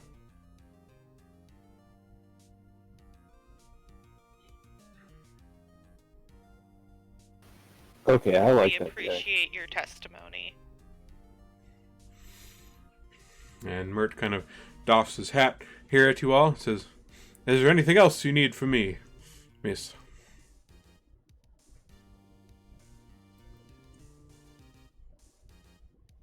Party. I don't think so. No, I think that's probably good. All right. Well, I will take my leave, and I hope that someday we can work together again in the future.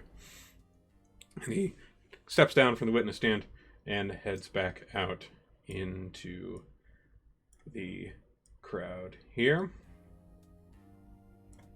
Call our next character witness and kind of slather it on just how awesome we are. Yeah, like, so did we have the lady from the bookstore that we rescued come, or like we could maybe have Volo? Did Volo show up for us? I mean, in terms of the gal from the bookstore, like, you didn't specifically ask her because there was some discussion about some of the things that you had bought from the bookstore and some of the things that Mix had asked about and bought from the bookstore. No, that was from the other bookstore. Yeah, I don't think we had this one show up though. Like, yeah, like Volo's doesn't have a ton of useful information, but like we've worked for him. We could have him come up and then give the prosecution a chance to give us some more stuff to debunk. Sure. Volo, it looks like, did not make it here today. What a bastard. He's dead to me now. Like, you don't show up to court for me, you're dead to me now. Volo is done. It's okay. I'm gonna give you another pocket peanut. But Vajra Blackstaff is here. She was one of the ones you had requested, so she's probably your other one besides Raynar. Yeah, let's talk to her. Let's talk to them. Okay. All right. So you call up Vajra Blackstaff to the stand, and she comes up here with her large black staff, as is her right to bear, and she comes up to the witness stand here and kind of just gently smiles in your direction here, and is available for any questions that you have for her. For the same thing. Thanks, Dachshund. Yeah, I suppose so. Okay. All right. So Vajra, kind of straightens up here with her staff. Says, "Yes, the group here, they came into our employ with the Grey Hands. They had done some work, as Mert had mentioned, for him, and for Durnan as well, and we had taken an interest in them, and their assistance that they could give us with the city as a whole. The main bit of work that they'd done for us that I can say of note, we had them go and visit one of our esteemed monks who lives alone up on Mount Waterdeep. You may know that we rely on him sometime for insight into coming dangers to the city to try to stop them before they arrive. But the party here was able to make their way up to our good monk Hlam, and I believe that they had a few sayings that they had from Hlam that, if I recall correctly, may be of interest." And she kind of looks at you, Zara, and says, "You don't happen to recall any of those, do you? I feel like there was one that dealt with demons. As I was watching here from the gallery on the previous proceedings, you seem to have caught upon some sort of demonic undertones going on here, and I recall a conversation we had about this. But I can't quite bring it to the front of mind at the moment, I'm afraid." That was Hlam, right? Yep. Hlam. Yeah, I'll look through my notes and then I'll tell Mix to tell her the phrase, without hands, the eyes can only watch. Without eyes, the hands act blindly. The spring is loaded and paranoia is the key. The golden shadows of devils will darken the first day of flames reign. Is that what she's talking about? That is what she's talking about. And as a side note, we identified those fake guards on the mountain as Zentrum, didn't we? You did. Yes. That is correct. So you can certainly bring Which that is up. probably as well. why they have a fucking problem with us. Ooh, this is where we establish that the Zentrum have a predisposed issue with us that we didn't really start. It started sideways to other work. That's what you can do with it, with Well, yeah. her. We first Zara. encountered the Zentrum with Raynar and messed that up too. So we'll kind of we can connect it to this and when we question Raynar as well.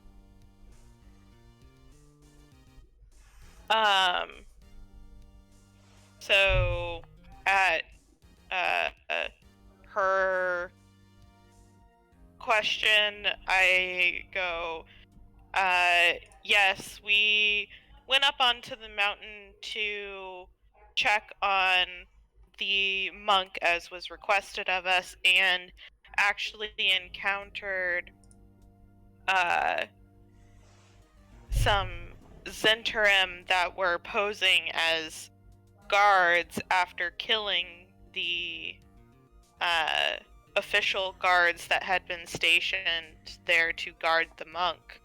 After taking care of them, we checked on the monk to make sure that he was okay, and he told us the following in regards as a warning for the city, and I'll recite it to the court. Okay. That's fine. That's noted. Yeah. I'm not going to make you read it again. That's fine. Sure. And Vajra kind of nods in response to this and says, "Yes, that is correct. That is the conversation we had. And I do recall you mentioning those guards as well that had seemingly been killed and then their places taken by these Zentrum thugs. It seems their connections have seeped into all manner of locations in the city. So keep encountering them everywhere we go, which is likely why they might have issue with us. We seem to be constantly interrupting their plans.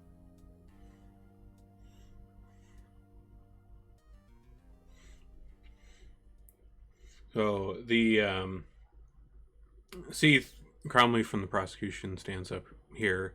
He says, "Miss Blackstaff, I am curious to know more of your thoughts on this saying that the defense has presented that they received from this monk.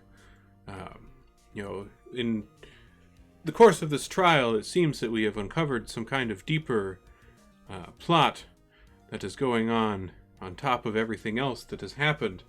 And in the interest of getting to the truth, I am curious what your thoughts are on the sayings regarding the devils and this golden shadow that looms over them."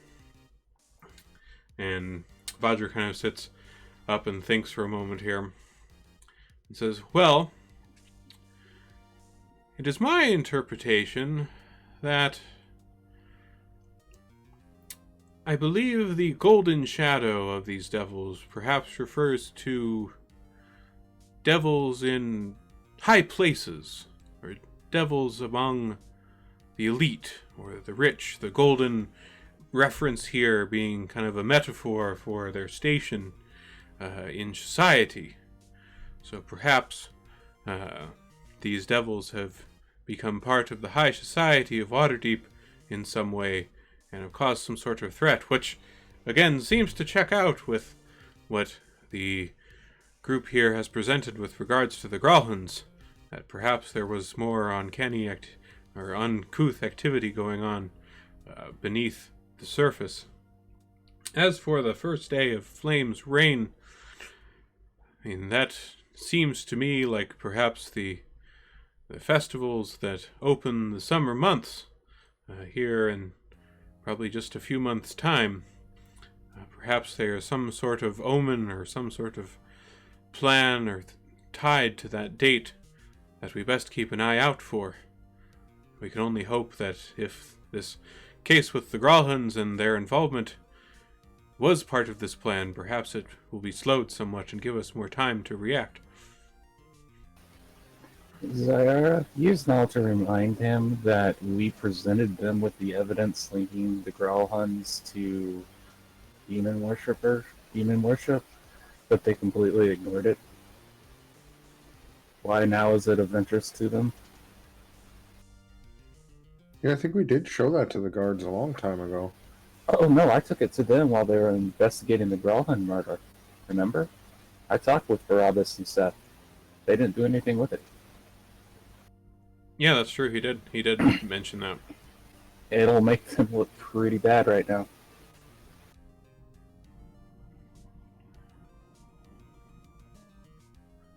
Y'all agree?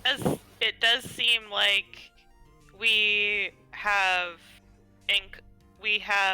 uncovered a deeper demonic plot within Waterdeep. But I'm curious, Barnabas, why you're only taking it seriously now when it was one of my party that presented you with this information when you were initially investigating the murder of Lord Gralhund. Why is it only taking you now in court to take it seriously? So Barnabas steps up from the prosecutorial stand here and says, "Well, in truth, I am afraid I did not know any of this other information aside from what your compatriot had told to me on that one night regarding these demon forces that were at work. I must say it comes as a bit of a shock to me as well, and in the interest of trying to find the truth, I it seems more and more clear that there was some sort of demonic influence within this case. I mean, I must say I don't mean to forego it by any means, but I simply was not aware of the scope. You've presented here that Lord Castellanter had some demonic involvement after his children, and you've, of course, presented here these words from the Blackstaff as well, which these I frankly was not aware of before now. You have me there, I must say. But it certainly seems to be something we should be taking a bit more seriously.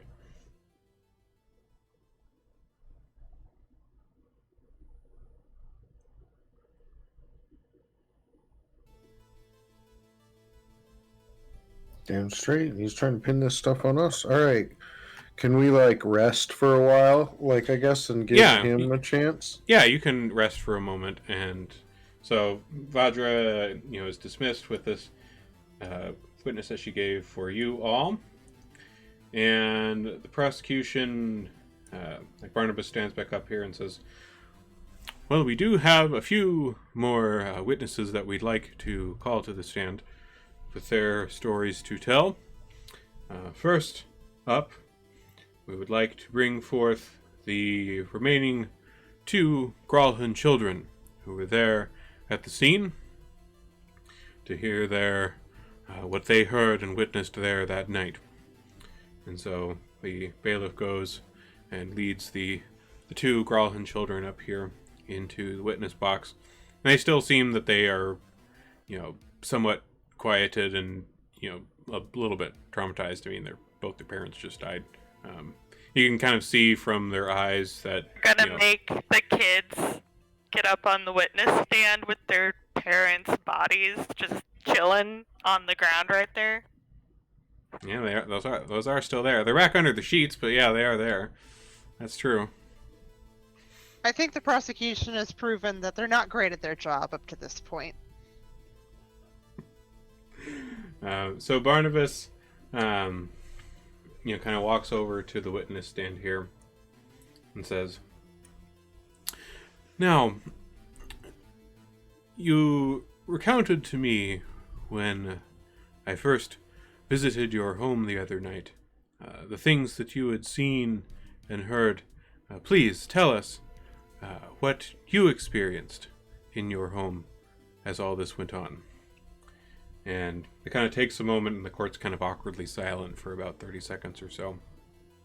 And the boy of the 2 speaks up and says, well, we were playing upstairs, me and my sister, and suddenly we heard a loud noise from downstairs, and there was a lot of commotion and some screaming and noises, and hurriedly our parents shooed us away into our room on the 2nd floor and locked us away for our safety. They said that there were bad men that had come into the house and we should hide for our safety. And for the next little while, we didn't really see anything. We were in our room and trying to hide under some blankets in the corner. But there was a lot of fighting, it sounded like. Swords and screaming, and it was really scary. And then I remember that we heard our mom. She was talking to someone, and then there was a loud noise, and then Mom was screaming, and there was more fighting, and it was very close. And at one point I tried to look under the door, but I couldn't really see very much. But there was a lot of feet. I saw a lot of feet in the room. And then eventually there was a frightening crashing at our door, and this big lady busted through, and he kind of points up at you, Jinku, in the stands there, and says, She broke down the door, and she was so big and strong and scary, and she told us to stay here and was watching over us. but all we knew that there were bad men in the house, and then I don't know. I don't really know if she was one of them or not, but she was really scary, and then there was the frog thingy with the arms, and it killed our mom, and he kind of starts breaking down a little bit at this, in front of the court here, and Barnabas kind of raises his hand and says, that is good, thank you, you may rest. And he kind of turns to the court, the gallery, and the jury here, and says, these children are terrified, as you can see. This violence that happened at their home, their parents killed, one of them in front of their very eyes. And all of these were here, present at the scene. I mean, surely these children deserve some sort of consolation, some sort of closure to find out what happened to their parents. Was there any, I don't know if there was any objections or things that you guys had that you wanted to bring with the children? Oh, if we could somehow word well, of course they're going to be afraid of Jinku. She's almost 8 feet tall and she's a stranger. All that they've proven is that she was there. Yeah. They technically didn't see us at all until after the fighting was over. Mm-hmm. Right, and they Because even they said didn't that see I anything. watched over them. Yeah. Yeah, and we've explained her position, why Jinka was there doing that, right? Haven't we? If we haven't, we can do that now. I don't think I you don't guys think we had really yet. established it. But yeah, go ahead Yeah, and we explain that hadn't now. said anything, but I mean, the whole reason Jinku was there was to make sure that they were safe, right? Yeah, 'cause Yeah. once I was in the room and saw it was kids, Jinku, especially since stuff has happened to our kids, it doesn't matter. She sees a child and her instinct is immediately to protect them. So yeah, that's she stood in the doorway and basically until we left, so nothing would happen to the kids. Okay.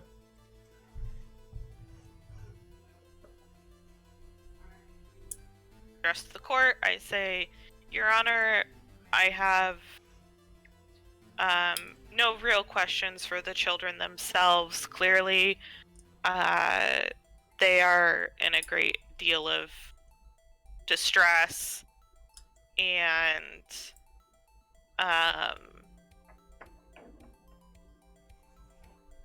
in their own words, they didn't really see anything about that night.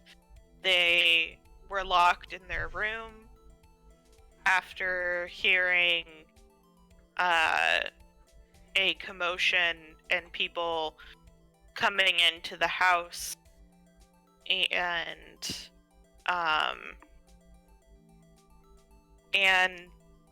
stayed in their room without seeing anyone else until Jinku was able to get into the room, which, of course, they were scared of my teammate over there.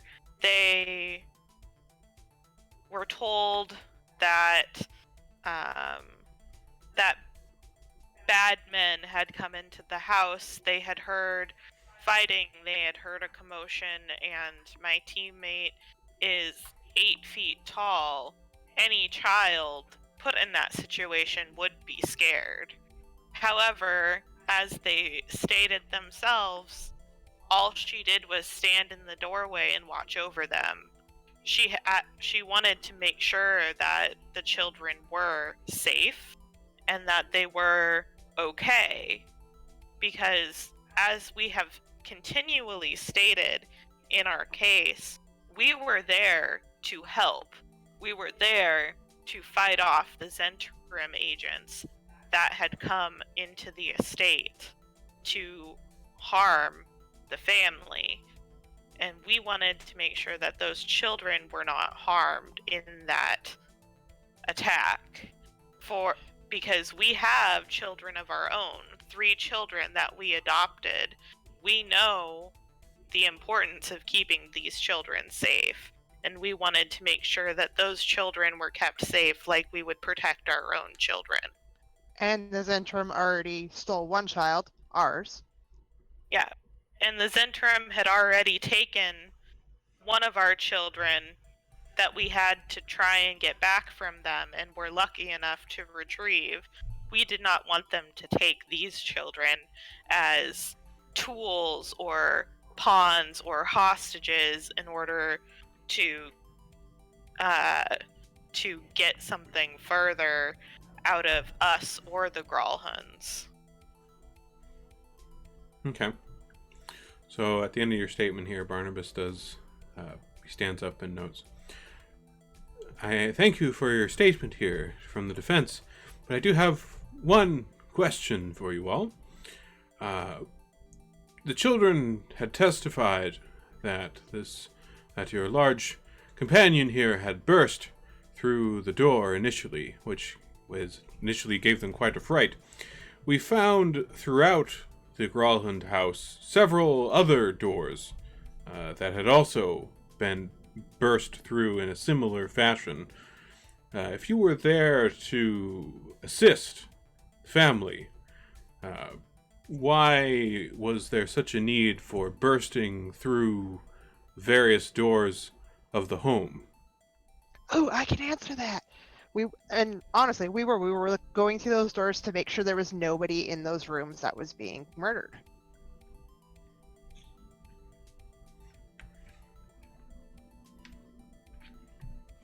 Okay. We were sweeping the Yeah, house. that's the truth. Because we didn't really even spend a ton of time like looting and stuff. No. We were checking for people.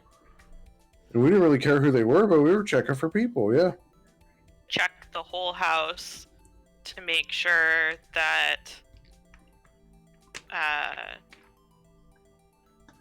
that no one was being killed, that no one was being held hostage, and time was of the essence. So of course we were smashing through doors and instead of trying to unlock them. Okay. All right. So Barnabas sits back down at the prosecution desk here. And Judge Kylan Silverhelm turns towards you all here and says, well, we are nearing the end of our time here, but I believe you have one last witness you wish to call on your behalf. Is that correct?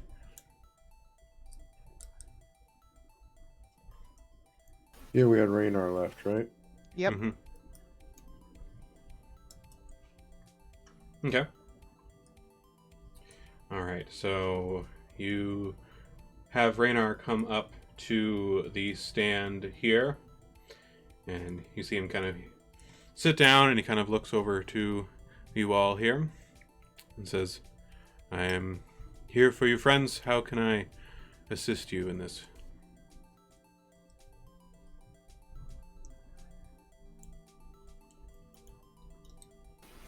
Asking the Best type of friend, how it was that our paths crossed. Okay. So you ask this of Raynar, and he says, well, our paths crossed in a bit of an interesting way, I must say. I had been kidnapped by a group of the Zentrum some time ago, and the group here was in the employ of my friend, Volothamp Gadarn, who had hired them to track me down and rescue me from whatever plans they had for me. My first meeting with the party here was when they rescued me from the closet of a warehouse down in the docks ward, where I was being tied up and held and accosted by the Zentrum thugs, who had some sort of interest in some personal belongings of mine and some things related to my father. But Since that time, since rescuing me, I have seen them do nothing but good for the city of Waterdeep. They managed to get a hold of the old Trollskull Manor and restore it to its former glory, and reopen it as well, despite some complications at the beginning there, as we have heard here in the court today. They've also assisted me in trying to get to the bottom of something that happened to a friend of mine. The fireball that was cast outside their Trollskull Manor there.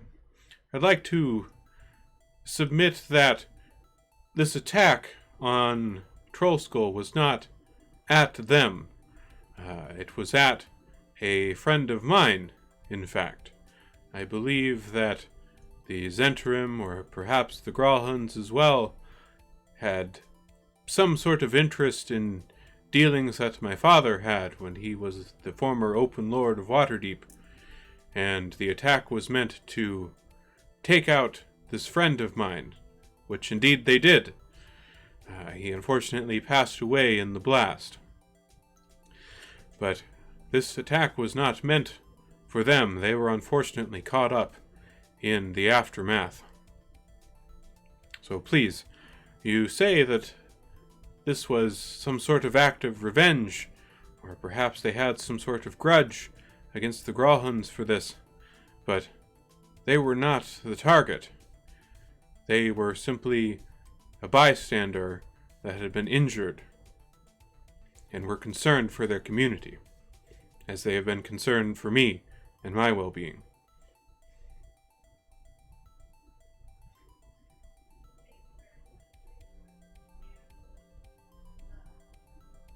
And as I'm sure you can attest to, since the attack on our establishment, we've only been trying to search for answers and the truth as to what happened and why.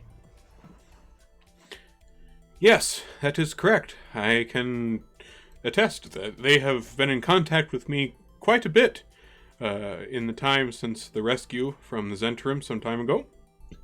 And in all of their interactions with me and their doings about the city, I am not aware of any sort of ill dealings or, perhaps, to the level of murder even, that this court is here today over.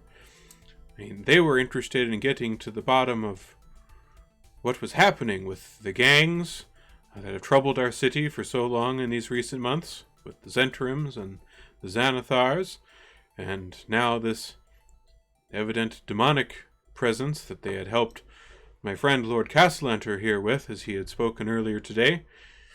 I mean, I am not aware of anything that they have been doing that was uncouth. They simply confided in me that the information that they had found in relation to the gang activities that they had come across or that had been involved in them, stealing one of their own children, as they have stated, I can attest that that is true. But in regards to anything underhanded or in the dark, I have no such knowledge of any sort of such things, and they have been close confidants of me this entire time. I swear on my life. Thank you very much for your testimony, friend. Thank you for your service to my family and to the city.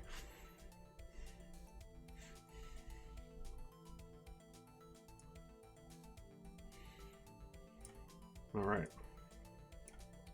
So the prosecution here has one last witness that they wanted to call to the stand as well, and they call up Hrabaz, the half-orc guard that had been present there at the time that all this went on.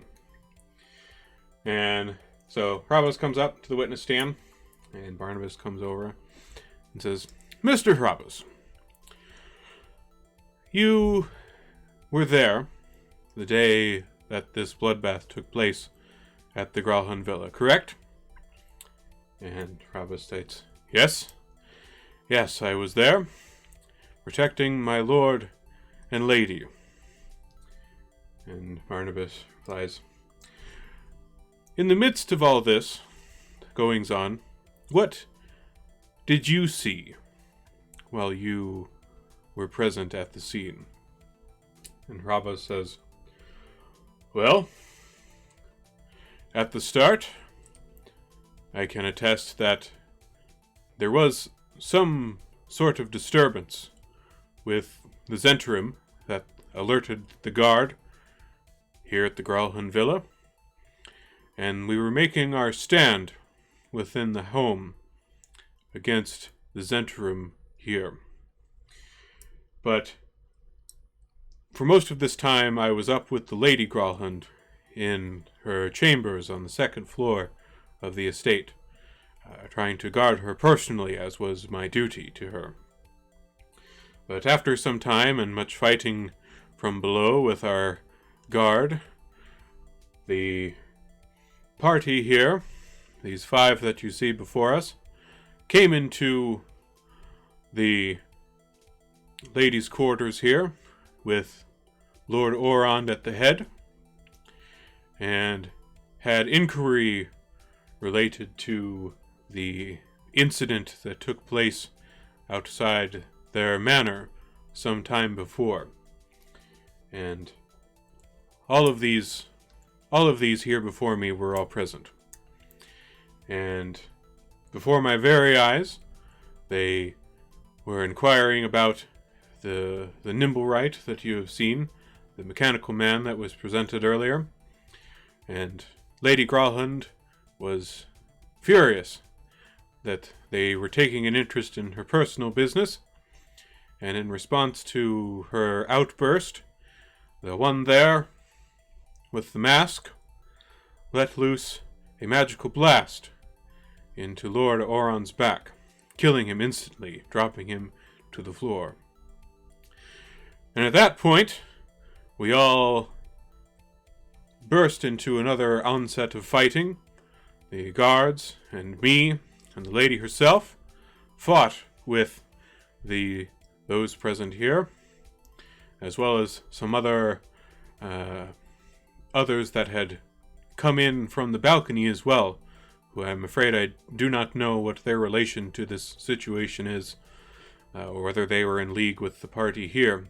But I swear that the one with the mask was the one that dealt the blow, and these others here were all present in the room at the time, and fought with us, killing the other remaining guards of the family house. Now, as for the death of Yala, that I cannot say. I pursued after some of these other invaders that had come in from over the balcony amidst the fighting, and so I'm afraid that I did not see what befell at that time. But in regards to the death of the Lord, that I did see with mine own eyes, and I can attest that the witness that Yala gave before she too met her end, I also agree with her statement. And Barnabas kind of nods and says, "Thank you, Hrabas. I appreciate your statements." And the judge kind of turns to you all. The defense says, "Defense, do you have any questions at all for Hrabas, eyewitness to this?"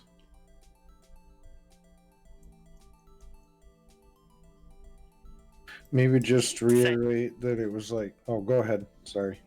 Oh, I was just going to say, would it be better for us not to say anything? I was just going to suggest like saying something about the chaos of battle and maybe confusing the order in such a chaotic, fast-paced situation, because the whole thing lasted like 40 seconds, dude. Like 40, 50, less than a minute before a bunch of people were dead and they were drow fleeing. Like, it didn't take too long. Well, that and we've also already established that, like, it's quite easy to manipulate somebody or disguise somebody. So that, along with that whole thing of the confusion of battle, is that he can't guarantee that that's what he saw. Mm-hmm. Yeah, that's right. To phrase is that?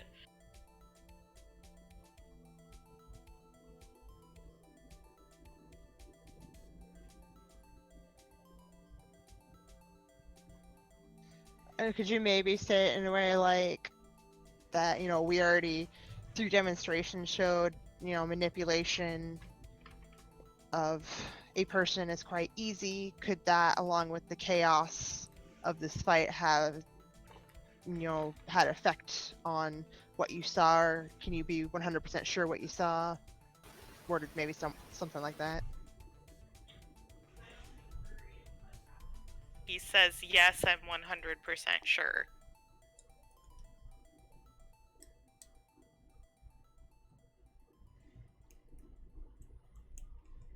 Well, I mean, we can still just cast doubt for the jury on his testimony. Right.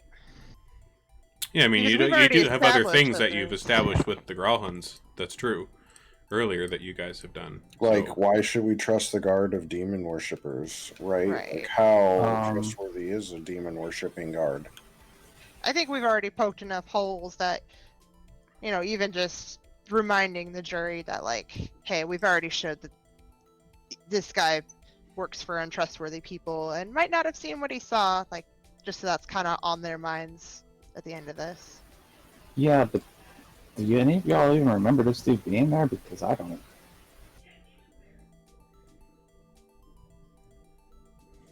He probably was there. I'm pretty sure the guard was actually the one that almost killed either Boo or Jinku. he did down Jinku at one point, I think, and Yeah. I think Jinku got brought back. Yeah.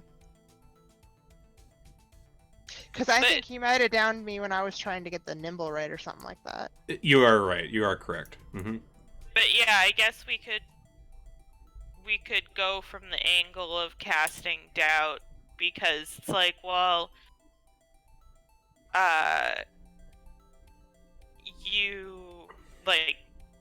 you seem very committed to your job of protecting your lady. Who's to say that you wouldn't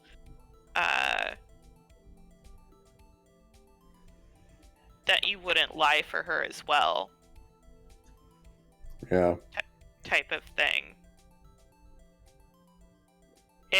If everyone agrees that that might be a good course of action, as well as pointing out that the fact that we've already demonstrated how easy it is to impersonate someone. Yeah, I like that. Okay. So Zyara is just going to state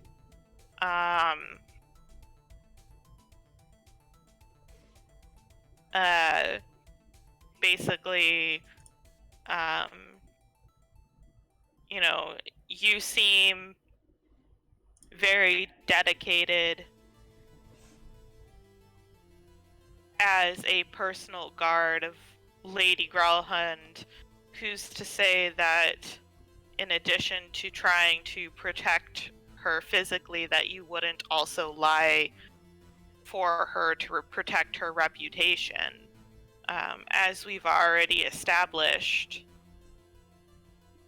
it's fairly easy through the use of any magical item or spell to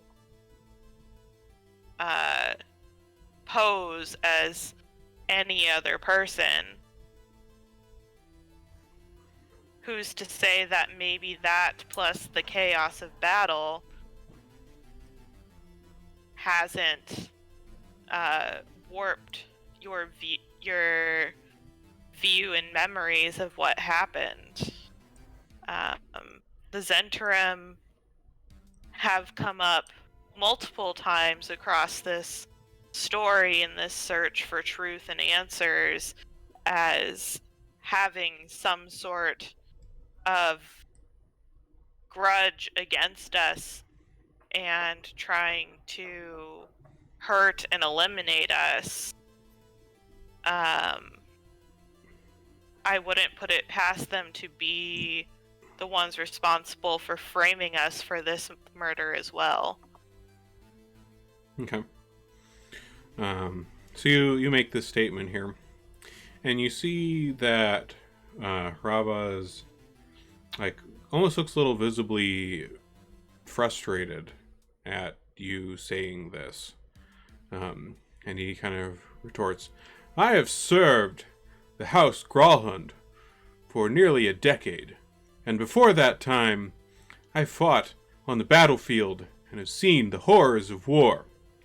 And you are here calling into question the things that I have seen in the heat of a fight. I have seen far worse than what happened at the Gralhunds the other day, and I am 100% certain of a sure mind that you all were there, and that he was the one that laid the killing blow. How dare you question my my mental capacities in the heat of battle? That is my station." The Gralhunds for 10 years, were you then aware that they were demon worshippers?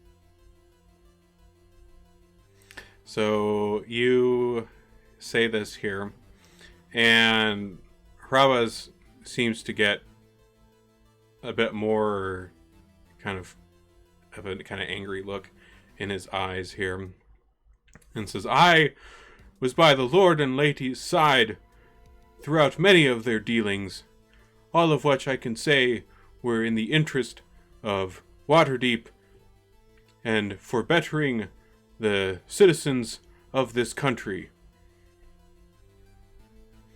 Insinuating that a Lord and Lady of Waterdeep worshipped demons, that is preposterous. I saw no such things." Doesn't mean I it's see not them true. because they did not want you to see them. We've presented evidence that they were at least privy to demonic presence, and if they were so pure of heart, then why did they send their nimble right to cast a fireball near our establishment to kill Raynar's friend? As we've established, a attack, I will remind you, that killed and injured dozens of others.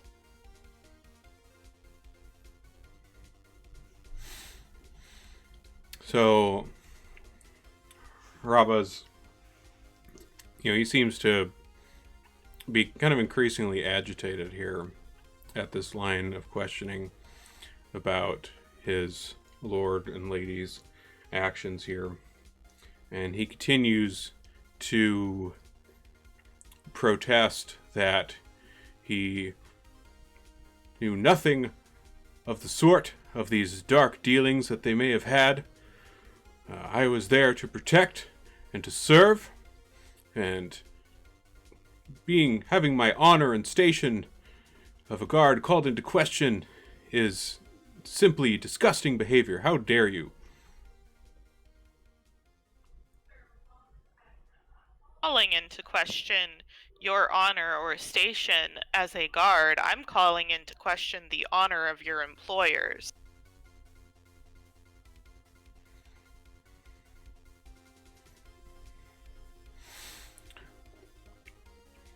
Well, what proof do you have that I knew anything of this or knew any of their dealings? If I'm not accusing you, I am simply asking, did you know? Did you see anything that might support their dealings? Or were you, as well as it seems many others, clueless to the darker dealings of the Gralhunds? I am afraid that is not something I wish to answer here. These are personal businesses of the Gralhunds. So you can't deny that they were dealing in something darker than they should have been dealing with.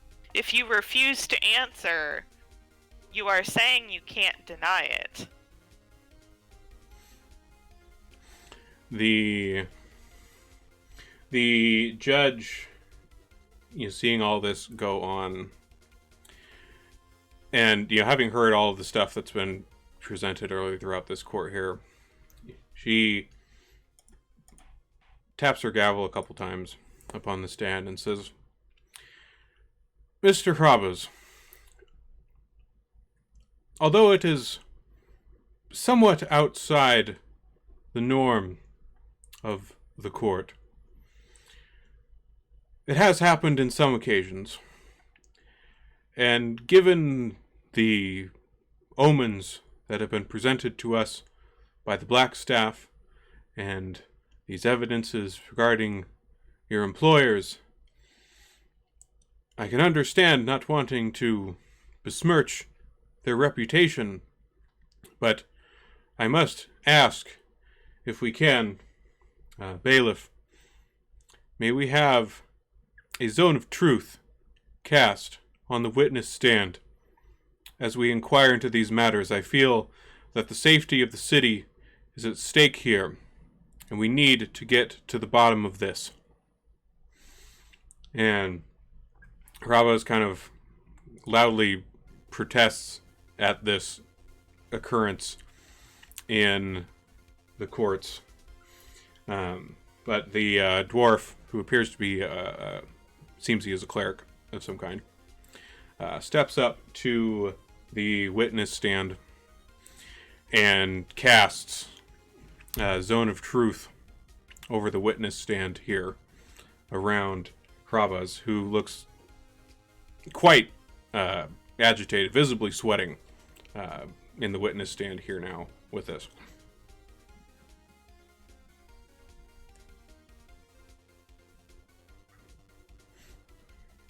Still me? Yeah. Okay.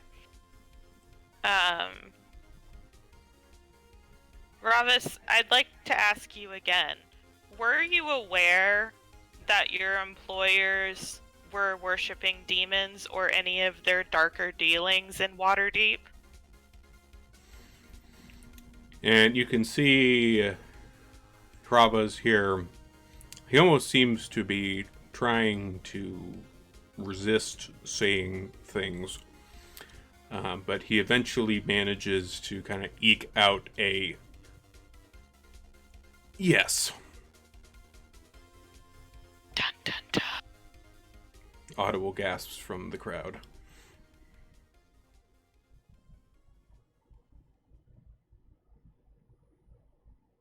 Ask him if he's been untruthful about anything else he said here today.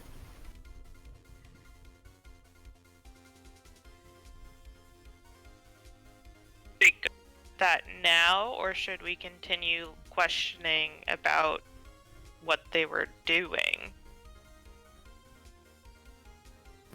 Go on about what they were doing, but then ask him if he's lied about anything in here at court today. I will keep that in mind to tag on Okay. when it makes sense.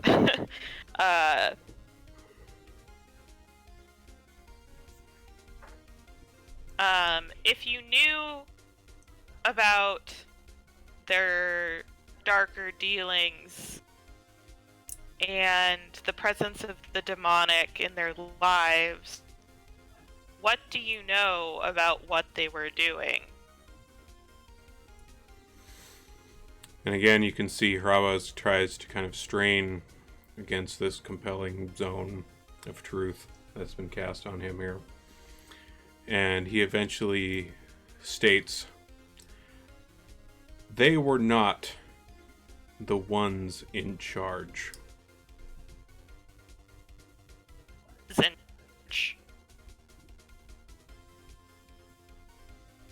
The what? Was in charge. So you ask this question, and again you see him kind of straining at this, and he eventually says, the Lord and Lady were mere pawns of a greater game. the one in charge overseeing this was. And you suddenly see him kind of double over in seeming pain, and he collapses on the witness stand. And there's like kind of audible gasps from the crowd and the jury and the prosecution as well. Like they're stunned. And the dwarven bailiff runs over and, you know, is kind of examining him here on the ground. And he eventually looks up towards the judge up on the stand and says, "He has died, Your Honor. Something has killed him. I believe, I sense the presence of some sort of magic that was cast, but I'm afraid I do not know from whence. Powerful magics."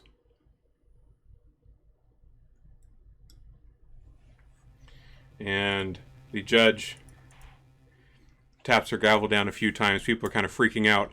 You know, this guy just died on the witness stand in front of you all. Order! Order in the court, you all! Please! This is most unusual.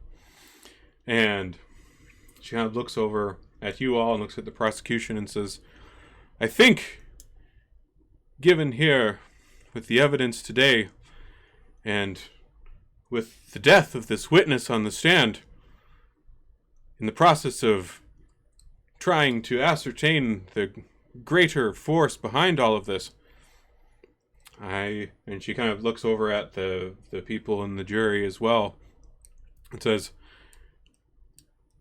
and she looks over kind of in the direction of the jury, who are all kind of, you know, still kind of murmuring amongst themselves among all of this, and she says, "Jury, I am inclined to believe that there is a greater danger at stake to our city than whatever deeds this group has done.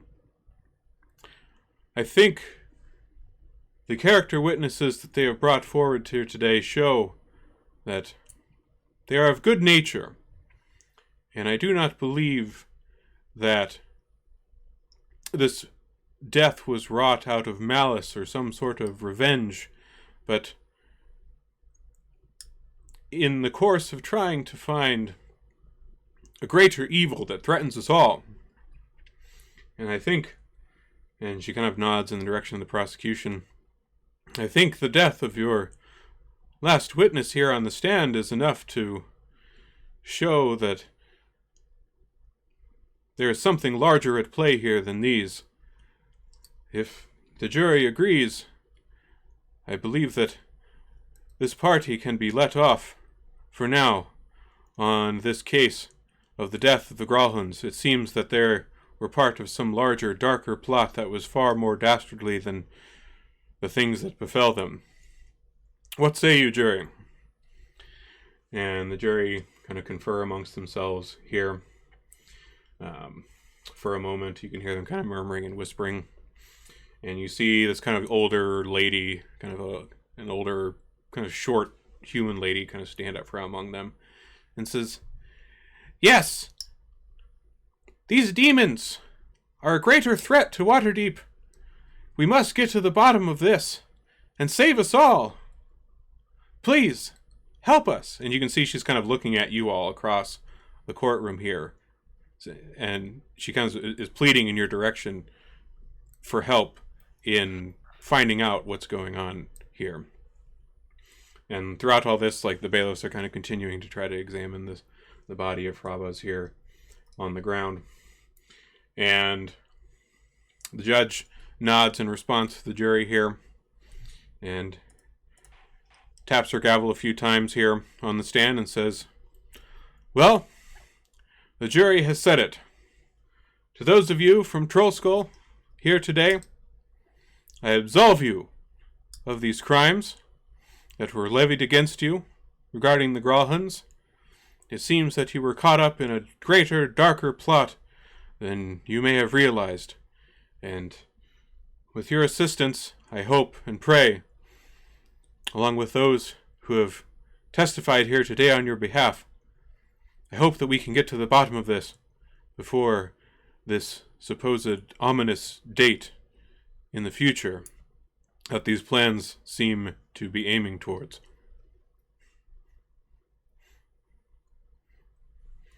Do you have any particular closing statements to make, Sarah, with that?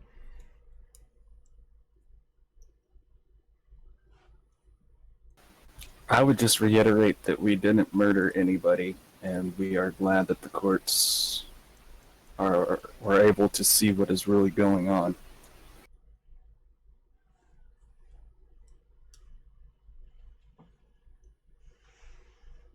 I'm gonna kill the prosecutor.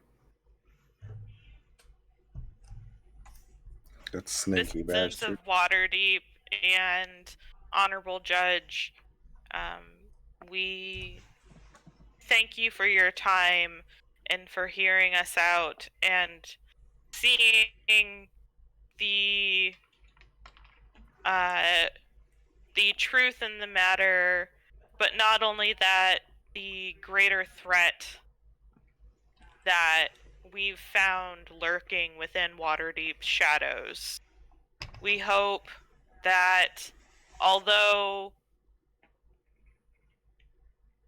this incident was unfortunate and too many lives were lost, that we may be able to uncover more of the plot that is happening and snuff it out for the safety of all of Waterdeep. Thank you. And with that, our court is adjourned. You are free to go.